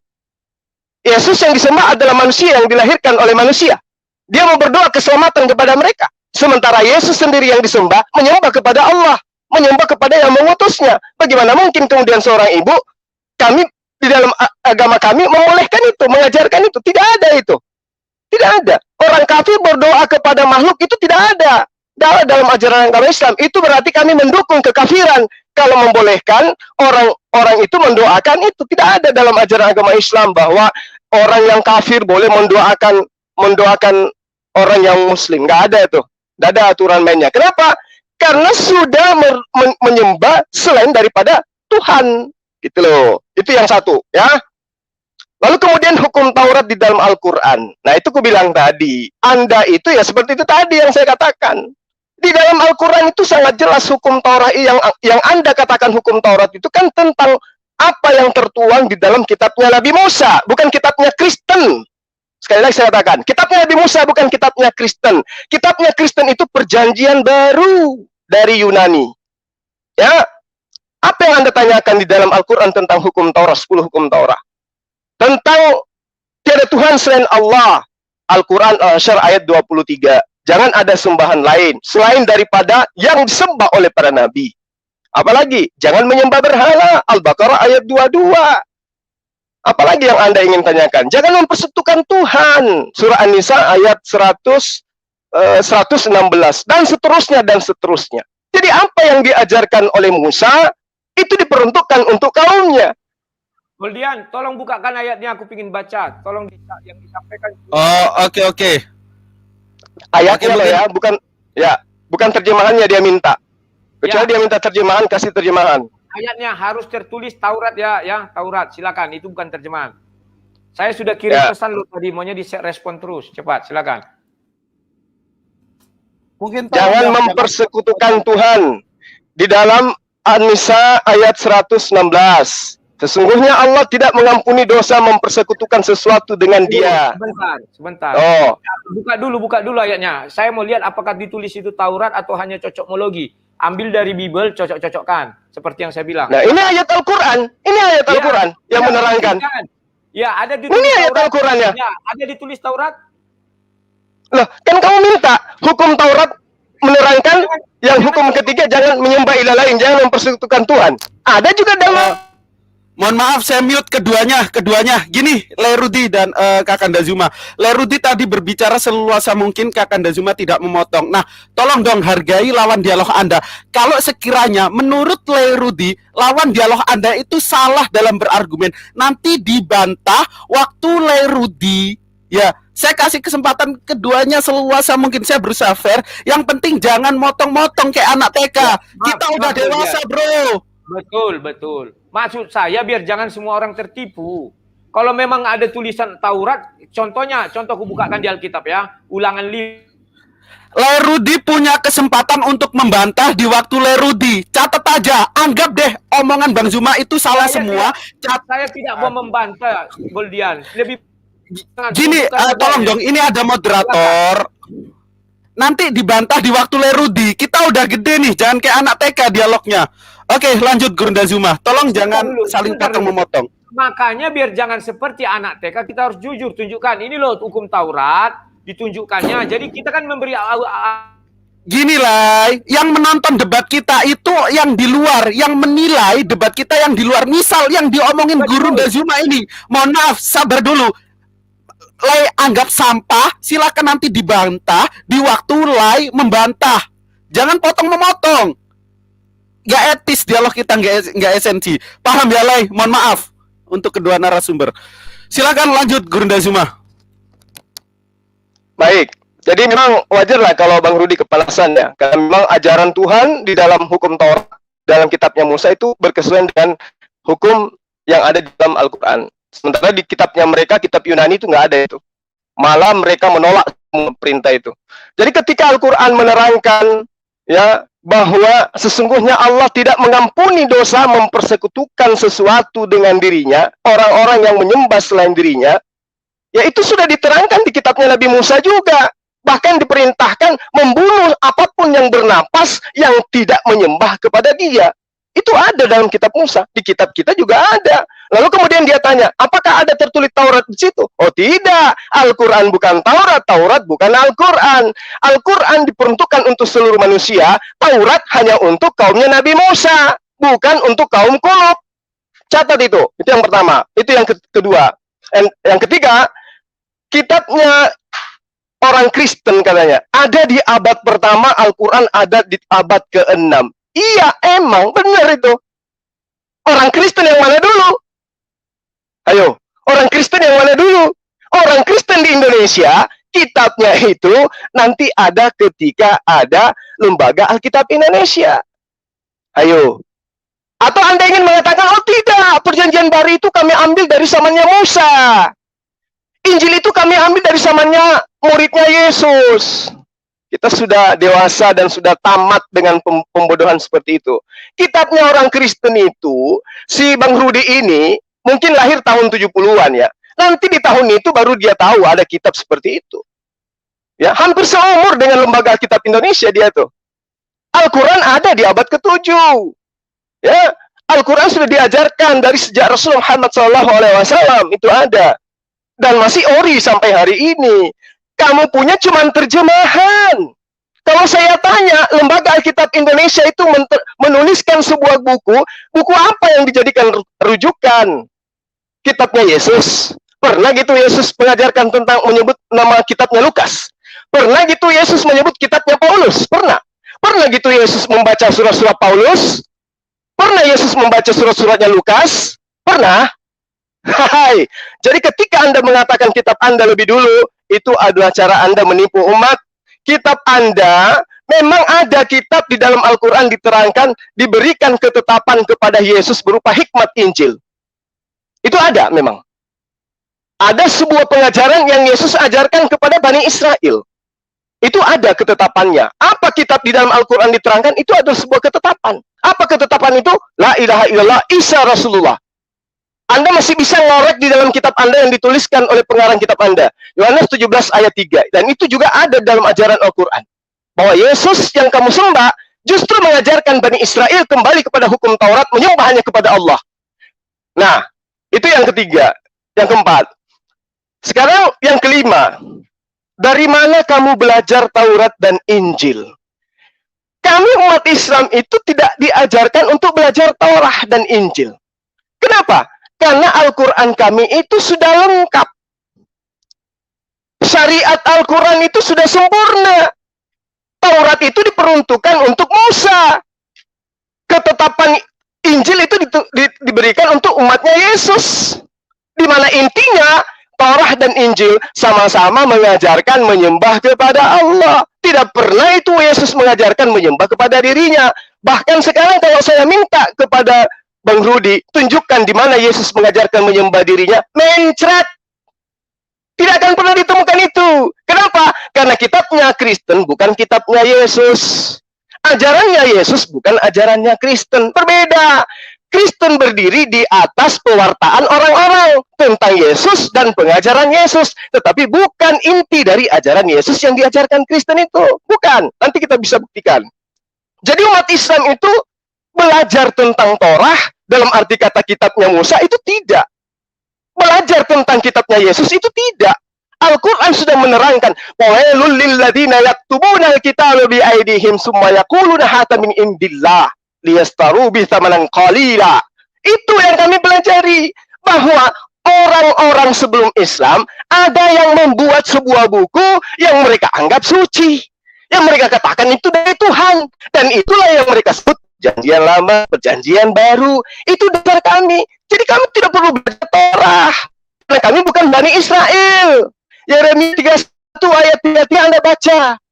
Bagaimana kemudian Allah memperjanjikan hukum Taurat itu hanya kepada Bani Israel, bukan kepada Bani Batak. Bukan kepada Bani Batak, ajaran Bani Israel itu. Yesus mengatakan, aku diutus hanya kepada domba-domba yang hilang dari Bani Israel. Tidak ada Yesus mengatakan, aku diutus kepada domba-domba yang hilang dari Bani Batak. Tidak ada. Camkan itu baik-baik. Paling-paling Anda akan mengajukan Matius 28. Beritakan, beritakan, beritakan. Siapa yang percaya dibaptis, siapa yang tidak percaya dibunuh. Paling itu yang Anda ingin katakan. Kemudian, Anda mengatakan tentang Al-Quran surah Hud, ya, bahwa di situ dikatakan Al-Quran itu disusun dengan rapi. Alif lam ra kitabun uhkimat ya tuhu summa fussilat min ladun hakimin. Ya, di situ dikatakan hakimin. Jadi huruf K-nya ini dua harakat, hakimin, khabira, khabir. Nah, ini harus Anda pahami. Bagaimana kemudian merujuk kepada ayat ini bahwa suatu kitab yang ayat-ayatnya disusun dengan rapi serta dijelaskan secara terperinci. Nah, bagaimana Bang Rudi memahami Al-Quran? Apakah dia mengkaji dengan literal Al-Quran? Apakah dia mengkaji dengan ilmu Al-Quran? Tidak. Dia mengkritisi Al-Quran dengan terjemahan dan memahami terjemahan itu dengan pemahaman pribadinya sendiri yang buta. Jadi dia seakan-akan ingin mengajarkan ikan berenang.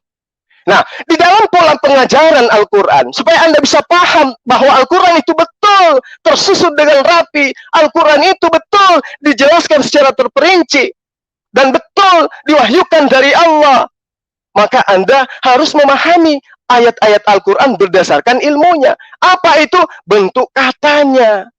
Apalagi pelakunya. Apalagi akar katanya. Apalagi polanya. Itu yang Anda harus pahami. Baru bisa mengatakan, oh, Al-Quran itu betul-betul ternyata adalah sebuah firman Allah yang disusun dengan rapi. Kalau Anda sudah paham ilmunya. Tapi kalau hanya modal terjemahan, yang mana buku terjemahan yang Anda kitabkan aja Anda tidak paham, bagaimana mau paham kitab Allah, firman Allah? Sementara umat Islam memahaminya dengan kaidah-kaidah Al-Quran itu sendiri. Bentuknya, pelakunya, akar katanya, polanya, ada di situ fa'ala, ada af'ala, ada fa'ala, ada fa'ala, dan seterusnya. Anda tidak sampai ke sana. Jadi bagaimana mungkin kemudian Anda sok-sokan mengaku orang semua akan meninggalkan Al-Quran, lari ke hadits, cuma saya yang beriman. Nenekmu kiper, mana ada yang kayak begitu. Umat Islam justru memahami kitabnya sebagai satu-satunya kitab suci. Di luarnya hanya kitab yang dianggap suci. Jangan bilang nenek saya, maaf, tidak usah bilang nenek saya, itu tidak bisa. Oke, sorry, maaf. Muncul kau, coba tunjukkan wajah kau lah, biar kulihat kau bagaimana cara ngoceh. Kemudian yang ketujuh, ya, Kristen nyanyi katanya. Tunjukkan lu wajahmu, tunjukkan lu nyanyi. Oke, untuk kedua narasumber, mungkin saya tegaskan jangan ad hominem atau apapun itu yang sifatnya menyerang person. Mungkin kita tunjukkan diskusi secara esensial dan tentunya jangan motong-memotong, ya, para sahabat. Nanti bisa di counter attack di waktunya. Begitu ya, kita sudah sepakat di awal tadi untuk melakukan diskusi dan tentunya diskusi itu dipandu oleh moderator. Saya di sini sumpah demi nama Allah berusaha fair. Ya, saya tidak mengagungkan debater muslim, saya harus membela nih. Karena Ustadz Zuma muslim dan moderator dan saya juga muslim, saya harus membela nih. Tidak, tapi saya berusaha fair, saya memoderasi dialog ini dan saya berada di tengah antara keduanya. Bisa dipahami keduanya, saya naikkan lagi. Oke, baik. Jadi Anda yang minta berdialog dengan saya. Tipikal saya berdebat memang seperti ini, Bang Rudi. Ya. Lalu kemudian yang ketujuh, tentang Kristen bernyanyi. Alasannya ada dasarnya, karena di Mazmur itu diajarkan bernyanyi. Anda lupa, bukan cuma bernyanyi yang diajarkan juga bersunat, diajarkan juga jangan makan babi, diajarkan juga ibadah sabat. Kenapa Anda tidak lakukan itu? Kenapa hanya bernyanyi yang Anda lakukan yang enteng-enteng? Kenapa yang lain Anda tinggalkan? Menyembah hanya kepada Allah, tidak menyembah kepada Yesus, itu ada. Sekarang siapa ngajarin itu semua? Kalau Anda mengatakan, kami bernyanyi karena ikut ajaran Mazmur, pernah Yesus lakukan. Loh, Yesus sunat, Yesus ibadah sabat, Yesus taat Torah, Yesus ketika masuk ke sinagog mengajarkan perjanjian lama, mengajarkan Torah, tidak pernah membacakan gospel, membacakan kitabnya orang Kristen. Ya, catat itu. Kemudian yang kedelapan, menyembah Allah tanpa mengimani Rasulullah Muhammad SAW. Oh, kamu jangan mengajarkan kami seperti orang Yahudi. Jangan. Menyembah kepada Allah tidak mau menerima Yesus. Jangan ajarkan kami seperti itu. Orang Yahudi itu gitu. Mengimani Allah satu-satunya Tuhan, tapi tidak mau menerima kenabian Yesus. Kamu mau mengajarkan kami sama seperti mereka? Tidak. Karena itulah Al-Quran. Al-Quran menceritakan tentang orang Yahudi. Kenapa? Karena tidak menerima Nabi yang bernama Yesus itu. Harusnya itu membuat kamu luka, Bang Rudi. Lalu kemudian, kami umat Islam itu, kalau kami menyembah kepada Allah, kami harus menyertakan Rasulullah yang telah mengajarkan itu. Kamu harus tahu, Bang Rudi harus tahu, bagaimana kemudian Islam diajarkan kepada umat yang ummi, orang jahiliyah. Rasulullah yang mengajarkan kepada mereka. Bagaimana mungkin kemudian orang yang mengajarkan kepada mereka tentang kebenaran, mereka melupakannya. Dia tidak mendudukannya sebagai nabi, sebagai rasul. Sementara kedatangannya adalah mengajarkan orang-orang jahiliyah untuk meninggalkan kejahiliannya menjadi makhluk yang beradab, menyembah kepada Allah, meninggalkan penyembahan terhadap berhala-berhala. Bagaimana mungkin kemudian, apakah umat Islam itu bisa menyembah Allah tanpa mendudukkan Rasulullah Muhammad SAW sebagai utusan? Oh, nggak bisa. Karena Islam itu satu paket. Layaknya kami menolak imannya orang Yahudi yang tidak mengakui kenabian Yesus, tidak mengakui kerasulan Yesus. Percuma mereka menyembah kepada Allah, sementara mereka menolak utusan Allah. Berbanding terbalik dengan Anda. Justru Anda kebablasan menyembah Nabi Allah, menyembah utusan Allah yang pada tempatnya sebagai Nabi pun ditolak. Itu yang ke-8. Kemudian syariat Musa apa tadi? Berbeda dengan syariat Rasulullah. Oh iya, betul. Musa mengajarkan hukum Taurat kepada siapa? Kepada Bani Israel. Tidak ada itu tulisan Taurat diperuntukkan kepada orang lain di luar daripada pengikut Musa. Hukum Taurat itu mengikat orang Israel. Ya, bahkan kalau Anda cerdas melihat di dalam kitabnya Bani Israel, di dalam ayat 1 Raja-Raja dikatakan Tuhannya mereka hanya ada di Israel saja. Itu pemahaman di dalam kitabnya Bani Israel. Jadi kita tidak bisa mengatakan bahwa kenapa Al-Quran itu tidak sama seperti kitabnya Nabi Musa. Kenapa syariatnya berbeda dengan syariatnya Nabi Musa? Memang betul berbeda. Itu tidak pernah diajarkan bahwa Taurat itu diperuntukkan kepada bangsa lain. Tidak. Nanti Al-Quranlah yang kemudian mengajarkan bahwa perintah untuk mengenal Allah itu diserukan kepada seluruh umat manusia. Ya ayuhan nas. Musa tidak pernah menyeru, wahai manusia. Yesus tidak pernah menyeru, wahai manusia. Yesus ketika menyeru, bahkan ketika berdoa, siapa yang dia sebut? Bani Israel. Bani Israel. Kalau ada non-Israel yang ikut sama dia, dikatakan penyesat. Mohon maaf, malah dikatakan anjueng. Ya, dikatakan anjueng orang-orang yang mengikuti dia. Itu yang harus Anda paham. Kemudian yang selanjutnya, murtad kata Anda. Ya, saya katakan kepada Anda sekali lagi, cobalah kita jujur terhadap kebenaran. Al-Qur'ankah yang ke Yunani-Yunanian atau kitab Anda yang ke Arab-Araban? Sementara dari tadi Anda mengatakan kami lebih dulu. Kami lebih dulu, tapi faktanya kalian yang plagiat. Boleh Anda mengatakan kalian lebih dulu. Kenapa kemudian Anda plagiat? Dasarnya jelas. Yang Anda katakan tadi di dalam Galatia 1 ayat ke-6. Itu dasarnya. Kemudian Anda menuduh kami mengikuti Injilnya siapa tadi? Waraka dan seterusnya. Injil menulis apa? Waraka menulis Injil, menulis Taurat dan seterusnya. Dengan katanya hadis-hadis dan seterusnya. Sekali lagi saya katakan, umat Islam tidak di situ imannya. Anda membacakan Galatia 1 ayat 6. Aku apa dia katakan ayat berapa tadi itu? Kamu katanya mengikuti Injil lain katanya. Yang sebenarnya bukan Injil. Justru kalau Anda paham dalil itu dari ayat pertama, harusnya Anda malu.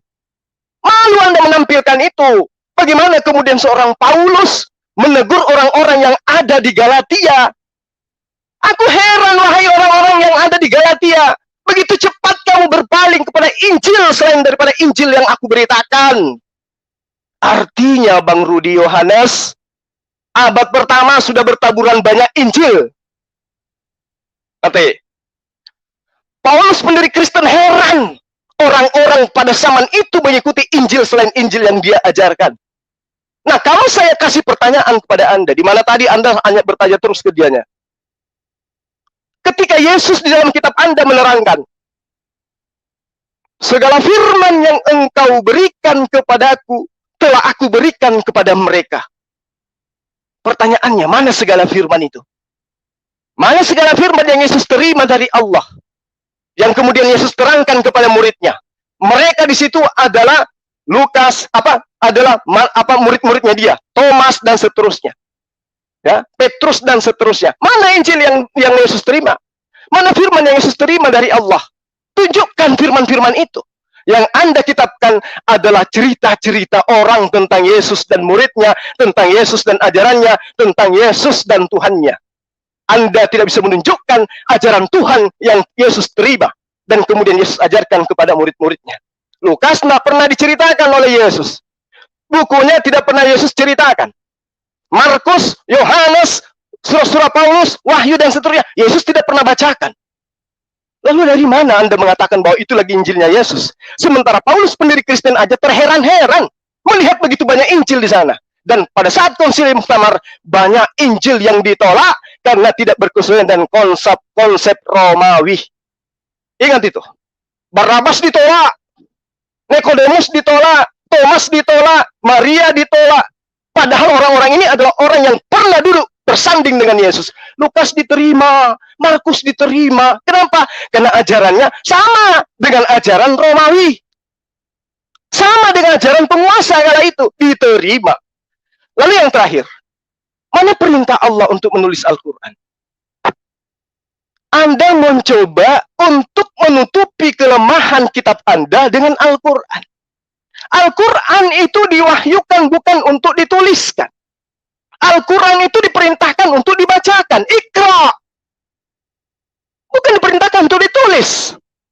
Disuruh, Iqra, baca. Bacakan. Jadi ketika Rasulullah menyampaikan Al-Quran, apa perintahnya? Iqra, baca. Apa yang terjadi? Rasulullah kemudian mengajarkan dengan cara membaca. Baca, baca, baca. Dibacakan. Lalu bagaimana cara membacanya? Dihafalkan. Jadi budaya Al-Quran tidak sama dengan kitab Anda. Kalau Anda mengatakan itu dituliskan, mana perintah Yesus kepada Lukas untuk menulisnya? Mana perintah Yesus kepada Paulus untuk menulisnya?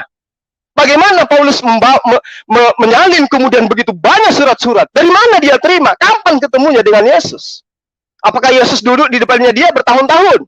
Ketika dia di bilik, ada Yesus datang kepada dia. Sementara Yesus sendiri, ketika ada orang yang berkata di padang gurun, ada Mesias di sana, ada Mesias di sini. Jangan kau percaya. Ketika ada orang yang berkata di dalam bilik, ada Mesias di sini, ada Mesias. Jangan kau percaya. Siapa yang dipenjara dalam bilik? Siapa yang jatuh di padang gurun? Pada saat dia ke Damsyik. Jangan kau percaya, karena orang itu mengaku ketemu dengan Yesus. Padahal Yesus kepada murid-murid dikatakan, aku akan pergi kepada Bapakku, dan kamu tidak akan pernah melihatku lagi. Datang keduanya Yesus itu nanti di akhir zaman. Tiba-tiba datang kepada Paulus. Jadi kedatangan Yesus di akhir zaman itu kedatangan keberapa kalinya? Sementara kedua kalinya, Paulus sudah datang ketika Paulus ke Damsyik. Jadi saya hanya ingin mengatakan seperti ini, terakhir dari saya. No Christopher Tambunan sudah menjadi pengikut Yesus yang benar. Jadi 1 Timotius 4 ayat 1, silakan Anda bercermin, kelihatannya itu lebih pas dengan Anda. Demikian. Oke, terima kasih Mas Tazuma atas paparannya. Ya, para sahabat, kita sudah 2 putaran di dialog kita pada malam hari ini. Dan saya mohon maaf kepada kedua narasumber tadi kalau saya memute, terus saya naruh di backstage. Saya di sini mencoba bersikap adil karena saya diamani untuk menjadi moderator, dan Al-Quran mengajarkan saya untuk bersifat adil. Itu ada di surat An-Nisa ayat 135. Bahkan ayat itu ditempelkan di plakat di universitas terbaik seluruh Indonesia. Ada di Harvard University Fakultas Hukum. Sedangkan saya tidak pernah menemukan ayat di luar dari jangan kau bahas itu, bukan saya. Oke, ya. Oke, Lerudi di sini moderator. Saya di sini hanya bersikap adil ya. Ketika saya memute pembicara, misal atau ya, karena Al-Quran mengajarkan saya. Nah, para sahabat, kita menjelang ke putaran terakhir, yakni putaran ketiga, ya, karena sini juga sudah 1,5 jam durasinya. Mungkin ini putaran terakhir. Setelah itu kita di end dan kita selesaikan diskursus kita pada malam hari ini. Silakan, Lay Rudi. Oke, terima kasih ya. Karena ini terakhir dan terakhir nanti pasti si Zuma itu sudah bisa terbaca. Maka dari awal aku disuruh pertama. Siap. Zuma, kau punya lidah bercabang. Maaf, kamu tadi mengatakan aku demikian, aku balas. Lidahmu bercabang. Kamu bilang hukum Taurat hanya untuk Musa dan umatnya. Tetapi kamu bilang Islam mengikuti. Musa sujud, kami sujud. Musa sunat, kami sunat. Kau telan lidah kau sendiri, ludah kau sendiri kau telan. Saya harus mengatakan demikian karena kamu katakan seperti itu. Kau yang memulai. Tapi ingat, saya tidak pernah mengatakan kamu anak TK. Tidak bisa begitu. Kalau kamu sudah mengakui Musa hanya untuk bangsa Israel, Nabi Isa untuk bangsa Israel, kenapa kamu bilang kalian mengikuti Nabi Isa? Mengikuti Musa. Sunatmu dari mana? Kalau kami bersunat jelas ayatnya. Kejadian 17. Kalau Al-Quran, mana sunat? Jika kau bisa menemukan satu kata agar si Kristo mendengar ini, tidak ada dasar kalian untuk sunat. Kalau ada Al-Quran menulis detik ini saya murtad, ikut si Kristo. Pegang kata-kata saya mualaf. Pegang kata-kata saya. Biar kau tegas bicara kitab sucimu. Jangan kau dustai semua orang. Lidahmu bercabang. Kamu dengan tegas tadi saya tulis ini mengatakan, Taurat hanya untuk orang Israel, tapi karena kau orang Israel, kau bukan orang Israel. Kau Yahudi, kau bukan Yahudi. Jangan kau karang-karang. Oke, yang pertama. Yang kedua, kau bicara tentang kitab suci. Kau katakan kitab suci kami, bahwa kitab suci kami itu ada tahun 1970, sekitar segitu. Sama dengan umur lain, kau keliru. Itu terjemahan. Iya, kami akui terjemahan, iya. Yang bahasa asli lebih dahulu ada daripada kitab sucimu. Sekarang saya bukakan dulu Sahih Bukhari biar kau tahu. Kau nggak pernah tahu ini Sahih Bukhari 3 ini. Abednego. Goldian tolong di-share. Di sini hadis ini terserah kau mau menyangkal hadis ini terserah. Ya, Waraka bin Naufal bin Asad bin Uzza, putra paman Khadijah yang beragama Nasrani di masa jahiliyah. Dia juga menulis buku dalam bahasa Ibrani. Juga menulis kitab Injil dalam bahasa Ibrani dengan seizin Allah. Jadi Waraka ini adalah rasul setelah Yesus. Kenapa kau tak ikut Waraka? Karena dia menulis Injil sesuai dengan seizin Allah. Maka Allah mengizinkan dia, maka malaikat harus datang kepada Waraka. Dan berkata, Waraka tulislah Injil ini. Selesai kawan, seizin Allah. Kalau Allah tidak mengizinkan, lantas bagaimana Allah mau berfirman kepada dia? Berfirman langsung, tetap Allah juga. Artinya dialah rasul. Dan dia hidup bukan sejaman Nabi Isa. Perlu kau ketahui tidak hidup sejaman Nabi saja. Jangan kau bohongi semua orang. Lantas dari mana Waraka mendapat semua Injil itu untuk dia tuliskan? Tentu dari Allah. Kalau kami bilang dari Matius, Markus, Lukas kau tidak terima. Tetapi ingat, dia menulis dalam bahasa Ibrani. Artinya Injil belum ada. Dan Nasrani itu dibilang Allah SWT diberi kitab Injil. Al-Quran mengatakan demikian. Tidak ada, belum ada Injilnya. Jangan bohong. Ya. Sekarang yang kedua. Tunggu dulu, aku share lagi. Sorry, tadi salah ini. Saya masih ke arah ini. 6467. Biar kau tahu ya. 6467. Ya, ini. Di sini jelas dikatakan bahwa Waraka bin Naufal itu ternyata menulis 2 kitab. Ini. Waraka bin Naufal bin Asad bin Abdul Azza bin Kusai, anak paman Khadijah atau saudara ayah ia ada semasa zaman jahiliyah, beragama Nasrani dan suka menulis kitab suci Arabi. Ia menulis Injil Arabi dengan kehendak Allah. Hadis menentang Al-Quran. Al-Quran mengatakan Injil sudah diubah-ubah. Injil sudah terjamah tangan manusia. Hadis membukakan rahasianya. Tidak Tuhan, kau atas seizinmu lah Tuhan itu dituliskan. Dan atas kehendakmu lah itu dituliskan. Kau tidak berani membahas itu, kawan. Karena kau tidak paham Injil itu apa. Kamu mengira Injil itu seperti apa ya? Satu kitab saja. Tidak. Lantas kau membandingkan. Memang Yesus mengatakan, Yohanes gini. Memang ada Allah SWT mengatakan Al-Baqarah. Ada. Siapa yang memberi nama ayat-ayat itu? Apakah Allah berkata, ini Al-Baqarah. Al-Baqarah 1 ayat 1. Buktinya, surah pertama turun bukan Al-Baqarah. Atau surah pertama lah. Tapi malah yang di belakang itu ya, 95 atau 96. Nah, surah pertama bukan Al-Fatihah. Jangan kau bohong. Nggak ada terurut. Lompat-lompat sana, lompat sini. Kau kira saya nggak paham? Kamu menuduh saya tidak paham urutan-urutan. Memang iya. Karena bagi kami berurut itu contoh penciptaan langit dan bumi. Pada mulanya Allah menciptakan langit dan itu bagi kami berurut. Bagi kalian saya nggak tahu berurutnya bagaimana. Bagi kalian yang berurut itu adalah surah 1, surah 2, surah 3, isi bebas. Jangan kau kira saya nggak tahu. Mau ilmu apapun kau bawa, kau pasti menentang hud itu. 2 pertanyaanku belum ada kau jawab satu pun. Tidak ada kau jawab.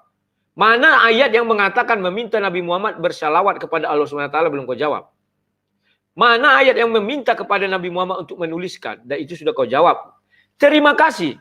Artinya Al-Quran yang kalian baca sekarang tidak ada diperintahkan Allah untuk ditulis. Siapapun menulisnya adalah plagiat. Bukan plagiat. Adalah disentuh tangan-tangan manusia. Karena Nabi Muhammad hanya diperintahkan untuk membacakan.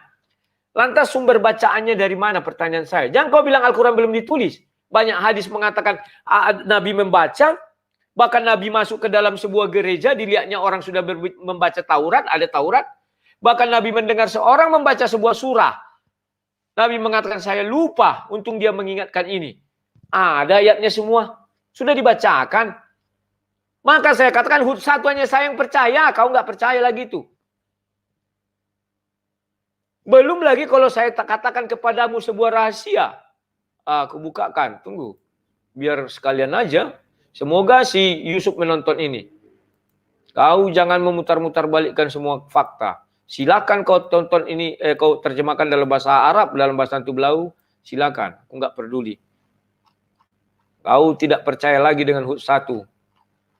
Sebentar ya. Sabar. Kok punya aku jadi lambat ya? Tolong dibuka surah Maryam ini ayat-ayat 16. Ini penyakit.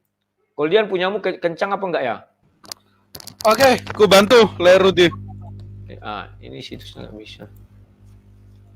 Maryam berapa? 16.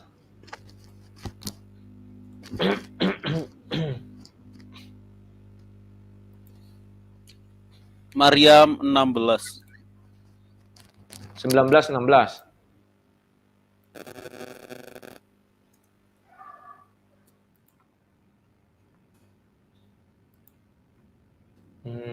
Ini gue lambat sekali punya ini. Nih, Sudah? udah. Aku bacakan ya. Dan ceritakanlah Muhammad kisah Maryam di dalam kitab Al-Quran, yaitu ketika ia mengasingkan diri dan keluarganya dari keluarganya ke suatu tempat di sebelah timur Baitul Maqdis. Zuma. Kalau kau memang percaya Hud 1, Allah itu maha teliti. Di sini diperintahkan Nabi Muhammad untuk bercerita tentang kisah Maryam yang terdapat di dalam Al-Quran. Bukan yang terdapat di dalam Injil. Bukan terdapat di kitab-kitab lain. Demikian juga ketika kita bicara Maryam 5657, kisah Nabi Idris. Kau cari sampai ketemu kau, hebat kau bisa tahu, bisa ketemu. Sampai gundul kepala kau tidak akan bisa menemukan kisah Nabi Idris dalam Al-Quran. Hanya 2 ayat itu saja, 5657, titik. Tetapi di luaran bertebaran kisah Nabi Idris begitu banyak. Dari mana mereka tahu itu? Lebih hebat mereka dari Tuhan. Lebih hebat mereka dari Nabi. Sama dengan surah Maryam, itu menampar muka kalian. Kenapa menampar? Artinya Maryam, surah itu disebutkan 610 sampai 633. Al-Quran turun.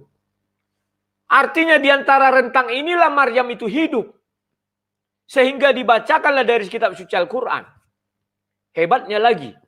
Saya percaya kamu tidak akan percaya lagi dengan Hud 1. Apa hebatnya? Ayat 16 berkata demikian.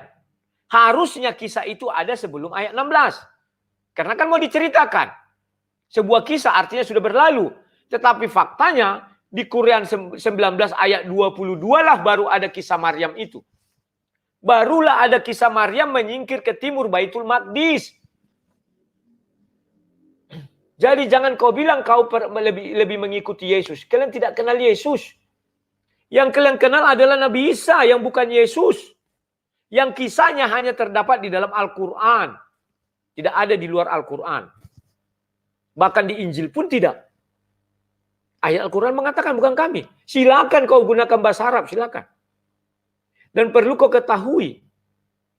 Kalau kau bilang Al-Quran bahasa Indonesia bukan bahasa itu yang terjemahan bahasa Indonesia bukan bahasa Arab. Ngapain kau adakan? Ngapain diadakan Depak? Itu tujuannya untuk mempermudah orang untuk membaca. Memahami. Dan satu yang membuat kau blunder. Kau mengatakan bahwa Tuhan itu datang untuk kaumnya. Sama juga Al-Quran mengatakan. Artinya, Allah SWT datang hanya kepada bangsa Arab. Itulah sebabnya kalian banyak menggunakan bahasa Arab dalam ibadah. Agar Allah mengerti apa yang kalian ucapkan. Itu fakta. Ayatnya ada, cari saja. Malah Allah mengatakan dia pemilik Mekah itu. Pemilik Baitul Haram, Masjidil Haram. Pemilik. Sama dengan kau mengatakan, paling kalian mengatakan Matius 28 ayat 19, pergilah jadikan seluruh bangsa muridku. Memang Al-Quran tidak seperti itu. Masing-masing kitab suci diturunkan untuk kaumnya. Kaum Nabi Muhammad yang mana? Arab. Tidak ada yang di luar Arab kaum Nabi Muhammad, tidak ada. Barulah ada perintah untuk seluruh bumi. Kenapa kau mengadakan standar ganda? Kau melarang Yesus mengatakan, pergilah jadikan seluruh bangsa muridku. Kalau kami masih mending, Israel artinya. Kamu buka Kejadian 32 dan Kejadian 33. Bergumul dengan Allah, bergumul dengan manusia. Namamu tidak disebut lagi Yakub, melainkan Israel. Yang artinya, kamu bergumul dengan Allah, bergumul dengan manusia, dan kamu jadi pemenang. Itulah kami, manusia-manusia yang bergumul dengan Allah dan bergumul dengan manusia.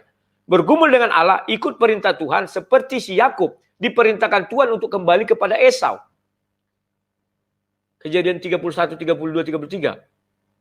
Dia bimbang, kalau aku kembali ke Esau, 400 tentaranya, maka aku akan dimatikan. Maka bergejolak di dalam diri, aku lari meninggalkan Esau daripada aku mati. Itulah pergumulannya. Itu juga yang kami rasakan. Kami adalah manusia-manusia pergumul. Artinya kami adalah untuk universal bagi semua orang yang bergumul terhadap firman Tuhan dan terhadap manusia. Sementara kalian, jelas dikatakan hanya untuk kaumnya Arab. Maka digunakanlah bahasa Arab karena untuk kaumnya. Digunakanlah bahasa Ibrani karena untuk kaumnya. Paham kan? Dan Zabur pun kalian nggak tahu. Allah mengatakan itu diturunkan untuk Daud. Dan kalian mengatakan itu Mazmur. Mazmur itu bukan tulisan Daud semua. Ngaco. Mana tahu kalian? Oh iya, Mazmur. Taurat, Injil, tak tahu. Sekarang, saya tadi udah minta itu melalui chatting. Tolong bukakan ayat di mana kitab Taurat. Saya mau lihat. Tolong sebutkan cuma mana Taurat yang kau bilang itu ada 10. Salah satunya sebutkan. Aku mau lihat. Tolong, sebelum kita lanjut. Tadi aku udah minta itu. Kenapa nggak dibuat si Abednego? Tanyakan, aku bilang. Halo Zuma. Di mana? Coba. Di surah berapa itu Taurat? Halo Zuma. Tolong, mana ayat yang kau katakan ada 10 hukum Taurat? Aku mau lihat. Allah SWT yang menurunkan, harusnya Allah SWT kenal. Tahu ayat itu. Silakan, mana? An-Nisa ayat 116 bercerita tentang mempersekutukan Tuhan. Perintah jangan mempersekutukan Tuhan. An-Nisa 116. Tunggu ku buka, sabar. 116. Goldian. Ini lagi lambat lagi punyaku. An-Nisa 116. Goldian. Halo Gol. Udah, punya kau udah Oh, gua angkat. udah. Oke, An-Nisa 116.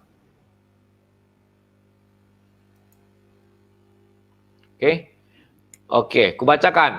Allah tidak mengampuni dosa syirik, mempersekutukan Allah dengan sesuatu, dan tidak mengampuni dosa selain itu bagi siapa yang dia kehendaki. Dan barang siapa mempersekutukan satu dengan Allah, maka sungguh dia telah tersesat jauh sekali. Boleh saya ketawa? Takutnya dosa, tapi saya harus ketawa. Yang ada adalah cocokmologi. Kau ambil yang di dalam Bible itu jujur. Kau harus mengakui dengan jujur. Kau ambil yang di dalam Bible itu di Ulangan 20, kau cocokkan. Oh, ini jangan mempersekutukan Allah, cari mana ayat mempersekutukan Allah. Ini dia. Bukan itu kitab Taurat. Kitab Taurat ketika hukum Taurat ketika dikatakan Tuhan itu satu paket. Sebentar ku bukakan. Biar kita tahu. Tolong jangan menambah-nambahi kitab suci, jangan mengurang-urangi. Tidak bisa kau nambah-nambahi. Tidak ada dikatakan situ hukum Taurat. Itu hanya perintah Allah. Sebentar. Wah, ini lambat sekali juga ini. Sabar ya, sabar. Oh. Sabar.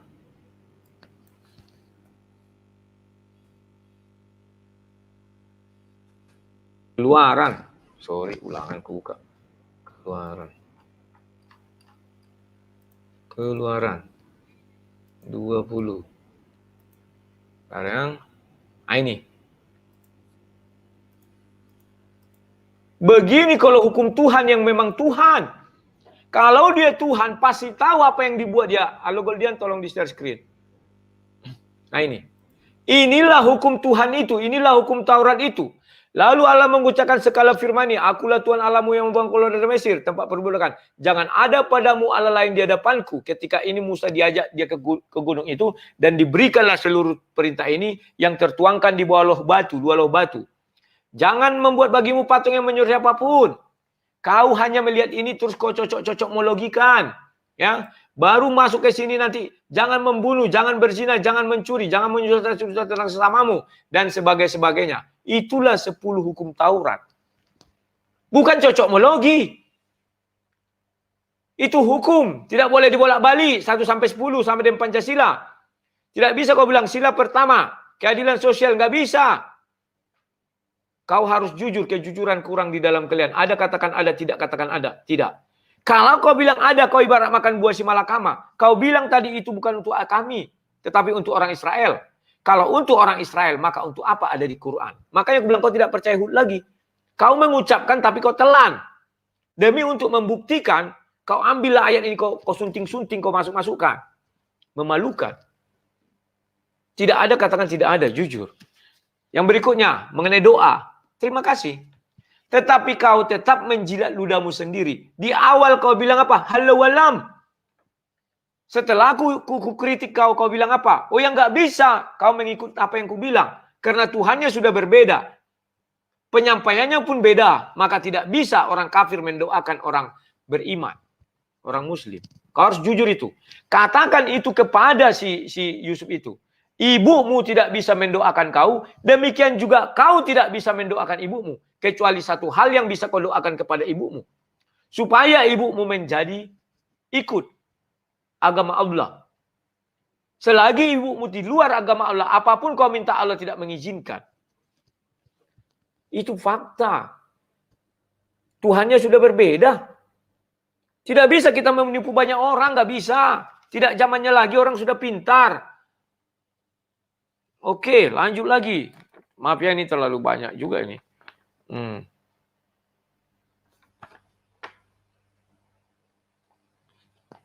Sebentar. Sekarang kau bicara original. Ya, ini. Kau saja sudah mengakui bahwa perintah kepada Nabi Muhammad bacakan, bukan tuliskan. Maka Nabi Muhammad membacakan. Sekarang kok kau bilang kitab sucimu original? Faktanya tidak ada original. Yang di Birmingham hanya dua lembar. Berarti di luar itu semua palsu. Kan begitu. Mana perintah Allah supaya Nabi Muhammad menuliskan Al-Quran? Gak ada. Terus kenapa ada ayatnya? Kenapa ada kitabnya? Kau sendiri mengatakan gak ada perintah. Berarti kitab ini, misalnya ada sebuah kitab. Karena tidak ada perintah, bagaimana dengan ini? Waraka bin Naufal sendiri diperintahkan Tuhan, dibimbing Tuhan untuk menulis Injil. Lantas, penulis Al-Quran, apakah dibimbing oleh Allah? Mana ayatnya? Kasih tahu aku. Waraka dibimbing Allah. Terus kau membuat ke Bible untuk penyelamatan diri. Kami sudah jelas mengatakan, firman Tuhan harus dituliskan. Tulisan-tulisan terdahulu juga ada. Jadi firman mana yang dibawakan Yesus? Injil kerajaan sorga, itulah Injil itu mulai dari Kejadian. Kitab-kitab yang lama itu kan punya Yesus semua. Pada mulanya adalah firman. Firman bersama-sama dengan Allah, maka firman adalah Allah. Kau percaya silakan, tidak percaya hakmu. Tetapi iman kami bahwa Yesus itu pada mulanya adalah firman. Itulah sebabnya semua firman itu sudah disampaikan Yesus.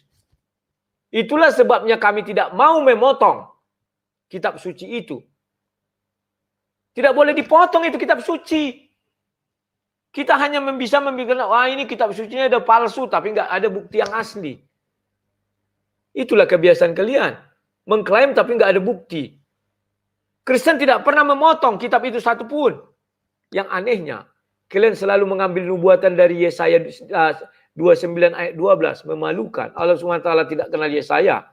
Tetapi kalian ngotot harus ada nubuatan di situ. Lucu kawan. Ya. Jujur sama orang. Jangan lagi berbohong.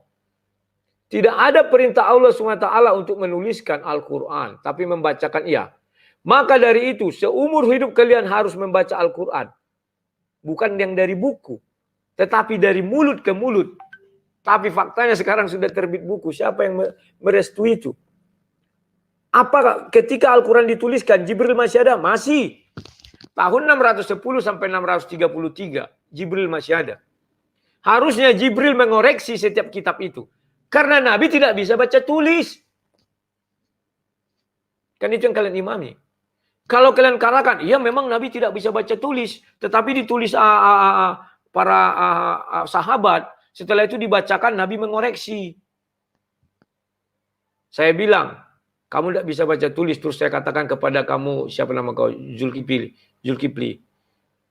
orang baik. Padahal aku buat di sini, Zulkifli Gilo. Kau terima. Karena kau nggak tahu baca tulis. Maka dari itulah Jibril masih ada saat itu. Kenapa Jibril tidak memeriksa? Tidak ada satu ayat pun Jibril mengatakan dia memeriksa tulisan itu. Nggak ada. Jibril masih ada loh. Kalau orang Kristen, Yesus masih ada. Yesus sudah naik ke sorga. Yang ada adalah Roh Kudus di dalam diri masing-masing manusia. Jangan kau bilang Injil itu ada setelah tahun 1970. Dari zaman dahulu kala sudah ada itu. Dari mulai abad 1 itu sudah ada. Memang dari secara lisan. Kemudian masuk ke dalam tulisan. Sudah ada. Lebih dahulu Injil itu. Kalau kau merujuk bahasa asli, kami pun bisa merujuk bahasa asli. Masih ada. Terserah kau mau bilang, wah mana yang asli? Ini tidak ditemukan. Begini banyak Injil beredar. Memang Al-Quran juga tidak banyak beredar. Maka dikumpulkanlah Utsman membakar semuanya biar jangan ada perselisihan. Sama. Ditutup itu, tidak boleh ada lain di luar ini. Selesai. Bible juga ditutup, Wahyu 18 ayat 19. Selesai. Kenapa standar ganda? Artinya yang saya ucapkan bukan kalimat bohong. Bahwa tidak ada perintah Allah SWT kepada Nabi Muhammad untuk menuliskan Al-Quran. Dan ada itu. Membacakan iya. Dan yang anehnya, kalian tidak percaya Al-Quran itu sudah jadi kitab.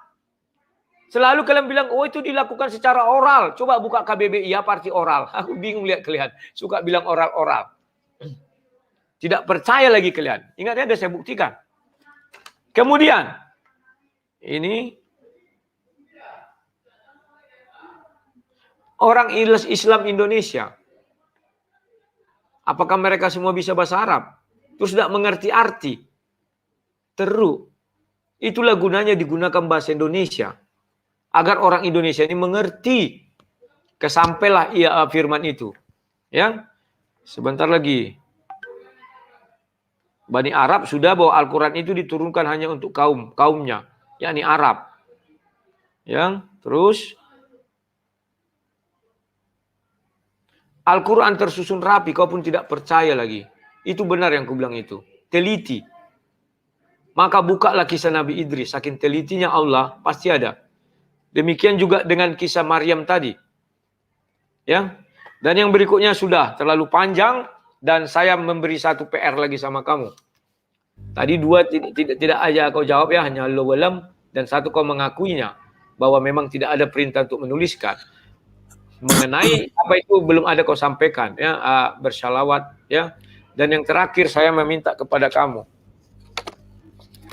Tolong kau buktikan bahwa Al-Quran itu kitab suci paling teliti.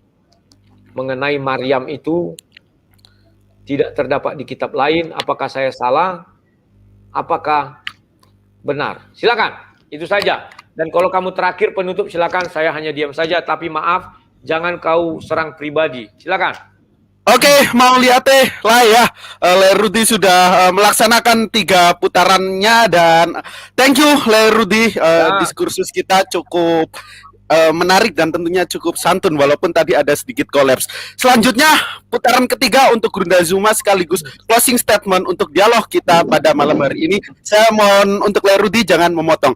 Tafadhol Gurunda Zuma, waktu dan tempat hamba persilahkan. Baik. Jadi pertama saya ucapkan terima kasih ya atas penjabaran-penjabaran yang tanpa dalil, hanya tuduhan-tuduhan buta ya yang berdasar terhadap pemahaman terhadap terjemah.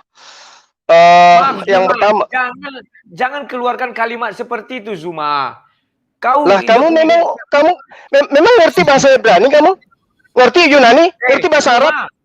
Tidak perlu kau ucapkan itu, kau jawab saja. Lah, sesuatu harus saya bicarakan sesuai dengan fakta. Jangan sakit kalau dikatakan kau umat terjemah, karena memang umat terjemah. Nah, kau juga Tuhanmu menerjemahkan ucapan Musa tidak dalam bahasa Ibrani. Oke, nah, keduanya tahan. Keduanya tahan.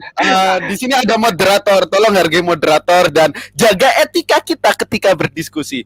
Lanjut.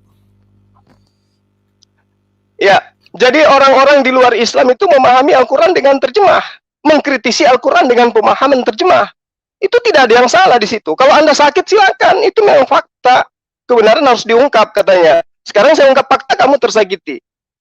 Yang pertama, dia tanya, saudara Bang Rudi mengatakan, kenapa kamu ikut Musa kalau kamu tidak ikut Torah? Nah, ini kelirunya di sini karena kurangnya pemahaman gitu loh. Torah mengajarkan Musa dan kaumnya sujud menyembah kepada Allah. Selesai. Kenapa Al-Quran juga mengajarkan itu? Ya karena dari sumber yang sama. Yang salah adalah kitab yang mengajarkan sujud kepada anak manusia. Kenapa? Sumbernya beda. Kalau kemudian Al-Quran ada kesesuaian dengan Torah, ada kesesuaian dengan ajaran Yesus, itu karena sumbernya satu, yaitu Allah yang disembah oleh Yesus. Nah, kalau kemudian dia katakan, kenapa kamu ikut kepada Musa? Siapa yang ikut kepada Musa? Saya tidak ikut kepada Musa, saya ikut kepada kitab suci Al-Quran yang memerintahkan, yang kebetulan berkesesuaian dengan apa yang diperintahkan oleh Tuhan kepada kaumnya Musa. Makanya orang Yudaism yang paham tentang kitab Tanakh itu ngerti bahwa Tuhan kami itu sama. Hanya penumpang gelap yang kemudian memilah itu. Kami tidak pernah ribut dengan Bani Israel tentang Tuhan. Ya, jadi kalau umat Islam kemudian mengajarkan untuk taat kepada Allah, untuk beriman kepada Nabi Musa, untuk beriman kepada Yesus sebagai utusan Tuhan, itu karena ada dalam kitab kami. Islam berdiri di atas pondasi kitab mereka. Kitab suci Al-Quran adalah pedoman hidup umat Islam. Apa yang dikatakan Al-Quran, itu yang kami pedomani. Tidak seperti Bang Rudi. Kitabnya mengajarkan A, yang dilakukan B. Yesus mengajarkan A, yang Bang Rudi lakukan Z. Itu yang pertama. Kemudian, Anda mengatakan, saya akan menjadi mu'alaf. Kalau kemudian ada ayat di dalam Al-Quran yang memerintahkan bersunat. Ya. Dia akan bersyahadat katanya. Kalau ada perintah untuk bersunat di dalam Al-Quran. Ya. Silakan. Di dalam Al-Quran sangat jelas diterangkan. Tsumma auhayna ilaika anittabi'a millata Ibrahim hanifan wa ma kana minal musyrikin. Perintahnya jelas bahwa wahai Muhammad, aku perintahkan kepadamu untuk mengikuti cara keberagamaan Nabi Abraham. Apa tuh perintahnya tuh?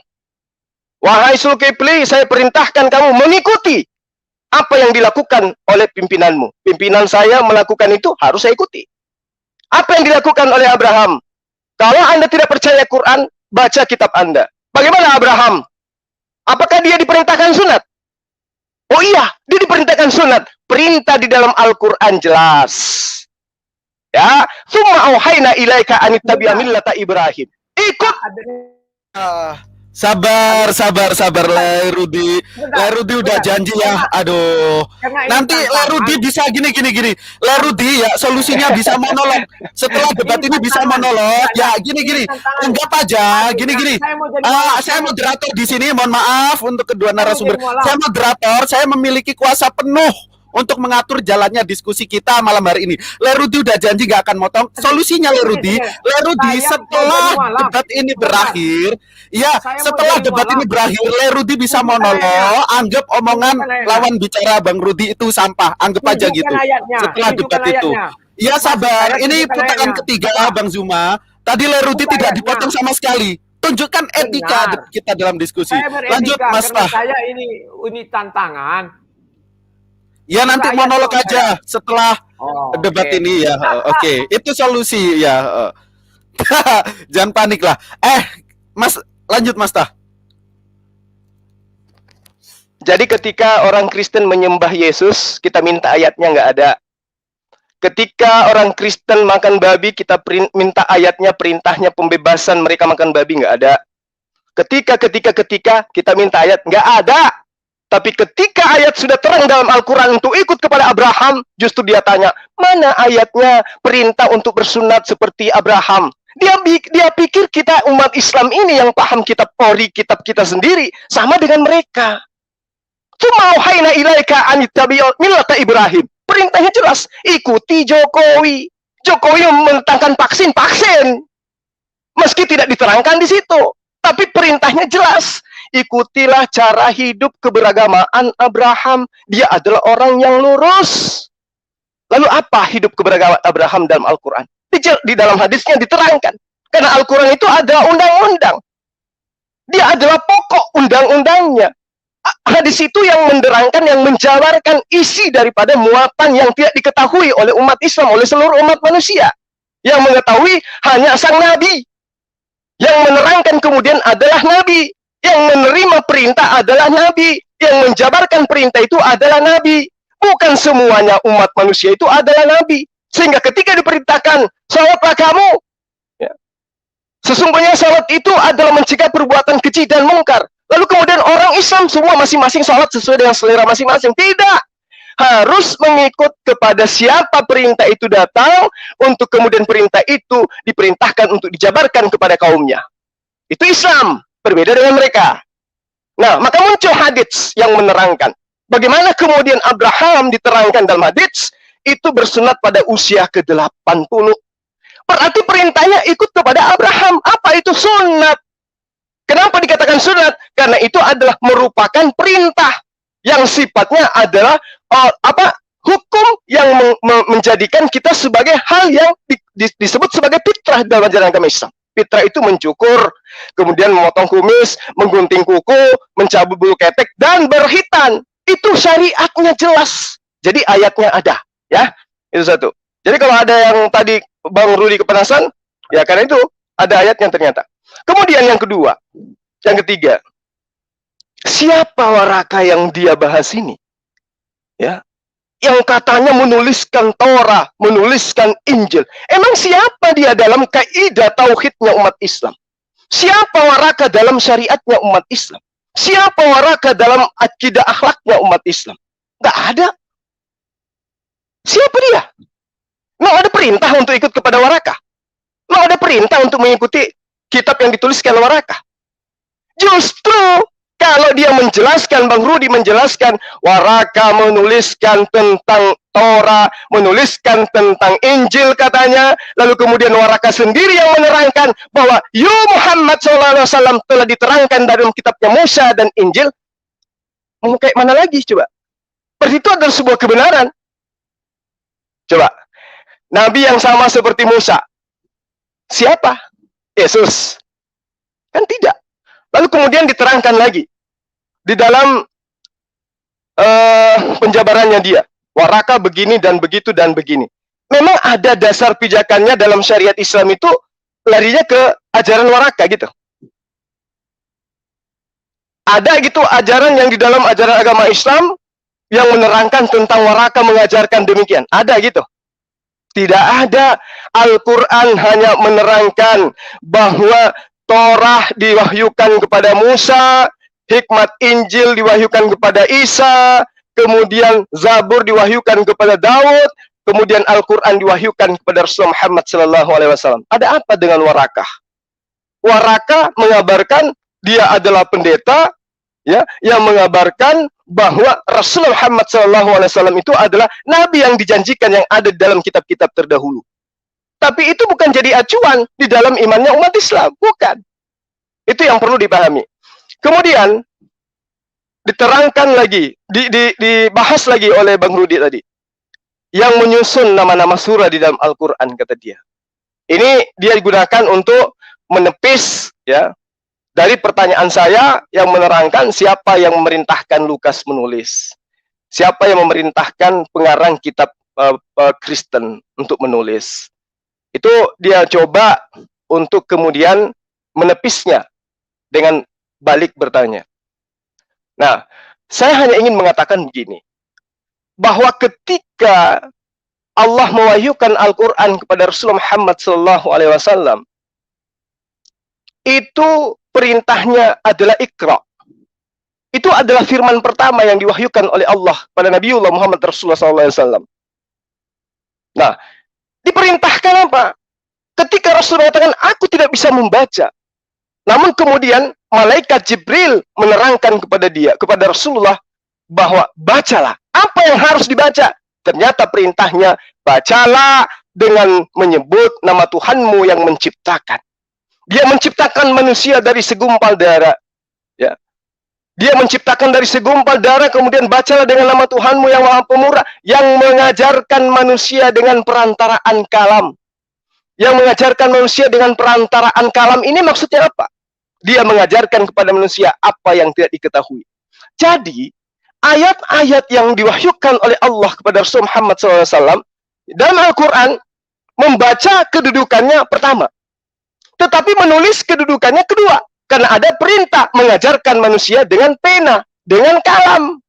Berarti umat Islam, umat yang setelah Rasulullah, itu diajarkan dengan pena, dengan kalam. Nah, kalau dikatakan, kenapa Al-Quran itu tidak dituliskan seperti apa yang diterangkan kemudian yang dia inginkan oleh Bang Rudi bahwa ada perintah menulis. Ini yang saya terangkan tadi, bahwa perintah yang datang kepada Rasulullah Muhammad SAW itu adalah untuk membaca. Al-Quran diperintahkan oleh Allah kepada Rasulullah, dibacakan Al-Quran itu. Al-Quran dibacakan kepada para sahabatnya. Semua sahabatnya mendengarkan ayat itu dan kemudian menghafalnya. Setelah menghafalkan, mereka menuliskan. Begitu seterusnya sampai hari ini.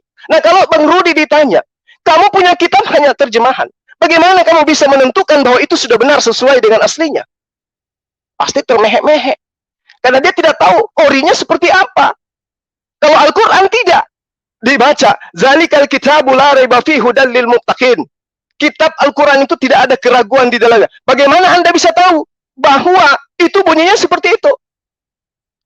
Itu sudah jelas tidak diragukan. Kenapa? Al-Quran itu dari zaman ke zaman, dari generasi ke generasi dihafalkan dengan orang yang berkesinambungan.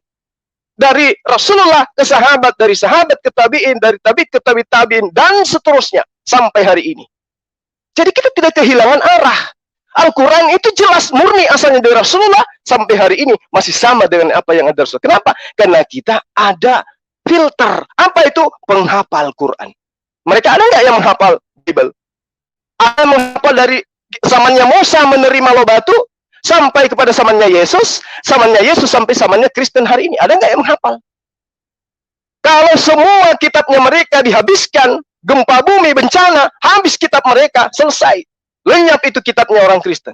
Tapi kalau Al-Quran, semuanya dilenyapkan di muka bumi, penghafal-penghafal Al-Quran itu masih ada, dan masih bisa membuat kembali Al-Quran. Seluruh dunia orang bisa menghafal Quran.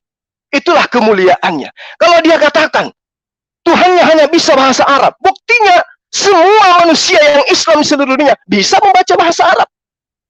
Coba, mereka. Yesus mengajarkan dengan bahasa Aram. Mereka nggak ngerti. Baca Aram aja nggak bisa dia. Bahkan bahasa Yunani pun nggak bisa. Bahkan tidak ada pendeta yang menghafal kitabnya mereka. Celaka. Jadi apa yang mereka jadikan sebagai dasar? Bahwa terjemahannya sudah benar. Apa dasarnya mengatakan benar? Itu karena sesuai dengan apa? Apa filternya? Apa dasar kebenarannya? Kami punya buku. Mana bukunya? Ada yang menghafal? Siapa yang menghafal? Nggak ada. Makanya terjemahan Lembaga Alkitab Indonesia itu bukan diambil dari bahasa lain. Diambil dari bahasa Indonesia versi lama. Dari situ, revisi. Tidak ada filter. Tidak ada yang dijadikan sebagai acuan. Ini loh yang benar. Tidak sama seperti Al-Quran. Ketika Al-Quran itu ada kesalahan terjemah, kembali kepada ori teks. Kembali kepada bahasa aslinya, kembali kepada tulisan aslinya berupa Al-Quran. Oh, ini salah. Yang benar itu Al-Quran, bukan Alkitab. Yang benar itu Injil, ya, bukan Torah. Kenapa bisa seperti itu? Kembali kepada Al-Quran itu sendiri. Kalau terjemah yang salah, apa yang jadi rujukan? Gak ada. Imani aja. Ya, lanjut. Kemudian dikatakan bahwa tiada hukum Taurat di dalam Al-Quran katanya. Kita cocok-cocokologi katanya dia. Ya, padahal sekali lagi saya katakan, ketika perintahnya kepada Musa jangan ada ilah lain, di dalam Al-Quran juga ada. Surah An-Nisa ayat 116, jangan ada ilah lain. Lalu yang dia cari adalah maunya dia hukum Taurat itu tertulis 10 hukum Taurat beruntutan. Padahal umat Islam itu tidak terikat itu. Bang Rudi ini bangga gitu loh. Oh, di kitab kami ada 10. Biar 1000 tersusun rapi dari 1 sampai 1000.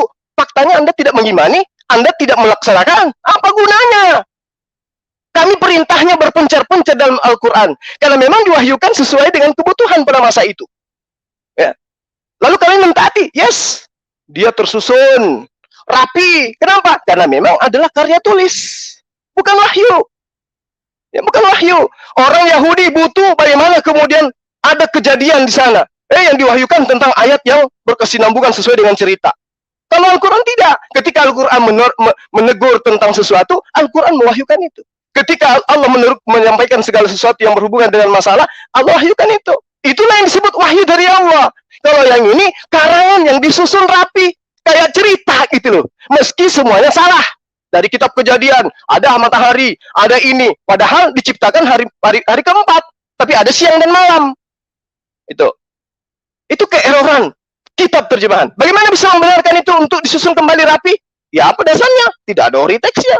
Nah, itu yang saya harus pahamkan kepada Bang Rudi. Kemudian apakah boleh orang kafir mendoakan muslim? Saya katakan wallahu alam. Kenapa? Karena yang ditanya adalah kitabnya Anda. Kalau Anda mengatakan kitab saya, Anda kan bertanya, apakah di dalam kitabnya orang Kristen boleh mendoakan orang muslim? Ya saya katakan wallahu alam, itu kitab Anda, yang tahu Anda. Tapi ketika Anda bertanya, apakah umat muslim boleh mendoakan orang-orang di luar daripada Islam? Ya. Sajian di dalam Al-Quran sangat menerangkan dengan baik. Kalau mendoakan supaya dia mendapatkan hidayah, supaya dia mendapatkan selamat dan seterusnya, apalagi mendoakan dalam arti kata supaya dia itu kembali kepada jalan yang benar, itu jelas. Ada doa untuk seluruh manusia, ada. Ada juga doa yang dilarang untuk didoakan kepada orang-orang kafir, mereka yang menentang tentang Allah. Jadi itulah ya. Tapi kalau Anda tanya, apakah kami orang Kristen boleh mendoakan? Wallahu alam loh, itu kitab Anda, itu iman Anda. Lalu kemudian Al-Quran tidak ori. Nah tadi saya sudah menjelaskan. Ya, Al-Quran katanya tidak ori, ada yang dibakar dan seterusnya. Anda harus paham, sumber Al-Quran ada satu. Siapa itu? Al-Quran itu datanya siapa? Dari Rasulullah Muhammad SAW. Berarti orang-orang yang sebagai sahabat, sebagai murid, kudu wajib menerima ketika dia membacakan Al-Fatihah. Alhamdulillahirabbil alamin. Semua sahabatnya kudu wajib menuliskan itu, kudu wajib menghafal itu. Tidak seperti kitab Anda. Lukas cerita apa, Markus cerita apa, Paulus cerita apa, Matius cerita apa, Yohanes cerita apa. Lalu firman yang diterima oleh Yesus sebagai guru kepada muridnya itu mana? Belum lagi ketika bercerita tentang sesuatu yang kejadian misalnya. Banyak kontradiksi, banyak kontrasepsi dan seterusnya. Ya. Yesus mengajar, dia sumber. Dia mengatakan kepada murid-muridnya. Nah, murid-muridnya kudu wajib menulis dong. Dan yang ditulisnya nggak mungkin berseberangan. Ini tidak. Lukas diawali, Tertullius yang mulia, Matius mengawali dengan cerita yang berbeda. Loh ini gimana ceritanya? Kapan-kapannya Lukas dulu di hadapan Yesus menerima ajaran seperti itu? Kapan-kapannya kemudian Yesus menceritakan tentang silsilahnya dia? Semua itu hanya berdasarkan hasil penyelidikan. Ya, jadi kitabnya orang Kristen sudah terjemahan, tidak ada ori teksnya, kemudian tidak ada dasar pijakan bahwa itu adalah pernah diajarkan oleh Yesus dan seterusnya, sama sekali tidak ada. Hanya diimani sebagai kitab suci, mengajarkan tentang cerita-cerita tentang Yesus dan seterusnya. Yesus tidak pernah menceritakan tentang kitabnya orang Kristen. Kalau Rasulullah Muhammad SAW menceritakan tentang kitabnya umat Islam, Al-Quranul Karim, dia ceritakan. Yesus tidak pernah menceritakan tentang kitabnya orang Kristen. Bahkan tidak pernah menceritakan tentang penulis-penulisnya. Jadi bagaimana mungkin kemudian buku yang hanya terjemah, yang selalu direvisi, dikatakan sebagai sumber kebenaran? Oh, kami ini diterjemahkan ke seluruh bahasa. Oke. Tapi apakah itu sudah benar berkesan ajaran Yesus? Apa dasarnya mengatakan yes? Gak ada. Pijakannya apa? Nggak ada yang menghafal, muridnya nggak ada yang menemukan. Lukas berjalan bersama Yesus, nggak ada. Kalau Al-Quran hadisnya jelas sekali. Bagaimana kemudian sahabat Ali, Umar, Utsman, Said diceritakan dan mereka saling menceritakan. Saya melihat Said bersama dengan Rasulullah, saya melihat Abu Bakar bersama Rasulullah, saya melihat Utsman bersama Rasulullah. Kalau Lukas, saya melihat Markus bersama dengan Yesus. Kalau Markus, saya melihat Lukas bersama dengan... Nggak ada yang kayak begitu. Tiba-tiba aja dituliskan. Tertullius yang mulia. Aku melihat banyak orang yang menyusun berita-berita. Maka itu saya terpanggil untuk menyusunnya kembali. Terpanggil untuk menyusunnya kembali. Setelah menyelidiki. Berarti dia dituliskan berdasarkan hasil penyelidikan. Makanya Paulus pendiri Kristen heran. Aku heran, begitu cepat kau berpaling kepada Injil-Injil lain. Padahal itu perkataan yang diceritakan oleh Paulus kepada orang yang ada di Galatia. Oke, kemudian dia mengambil satu aja ya, ini sudah terlalu panjang. Dalam surah Maryam ayat berapa tadi? Ayat 16. Di situ dikatakan oleh Bang Rudi. Wazkur fil kitabi Maryam. Izin tabazat min ahliha makanan syarqiyyan. Dan ceritakanlah wahai Muhammad kisah Maryam di dalam Al-Quran, yaitu ketika dia mengasingkan diri dari keluarganya ke suatu tempat di sebelah timur Baitul Maqdis. Inilah salah satu bukti bahwa Al-Quran itu bukan karangan Rasulullah Muhammad Sallallahu Alaihi Wasallam. Allah memerintahkan menceritakan tentang Maryam. Rasulullah SAW itu tidak tahu menahu. Kalau ini karangan Rasulullah, karangan Muhammad SAW, maka tidak mungkin ayat ini ada. Karena dia nggak ngerti, itu loh. Tapi ayat ini tetap ada. Kenapa? Karena itu adalah wahyu. Lalu apa yang diceritakan? Fattahazat min dunihim hijaban. Fa arsalna ilaiha ruhana fatamatsala laha basyaran sawiyan. Apa itu? Diceritakan tentang Maryam di situ. Bagaimana kemudian Allah mengutus Jibril kepada Maryam.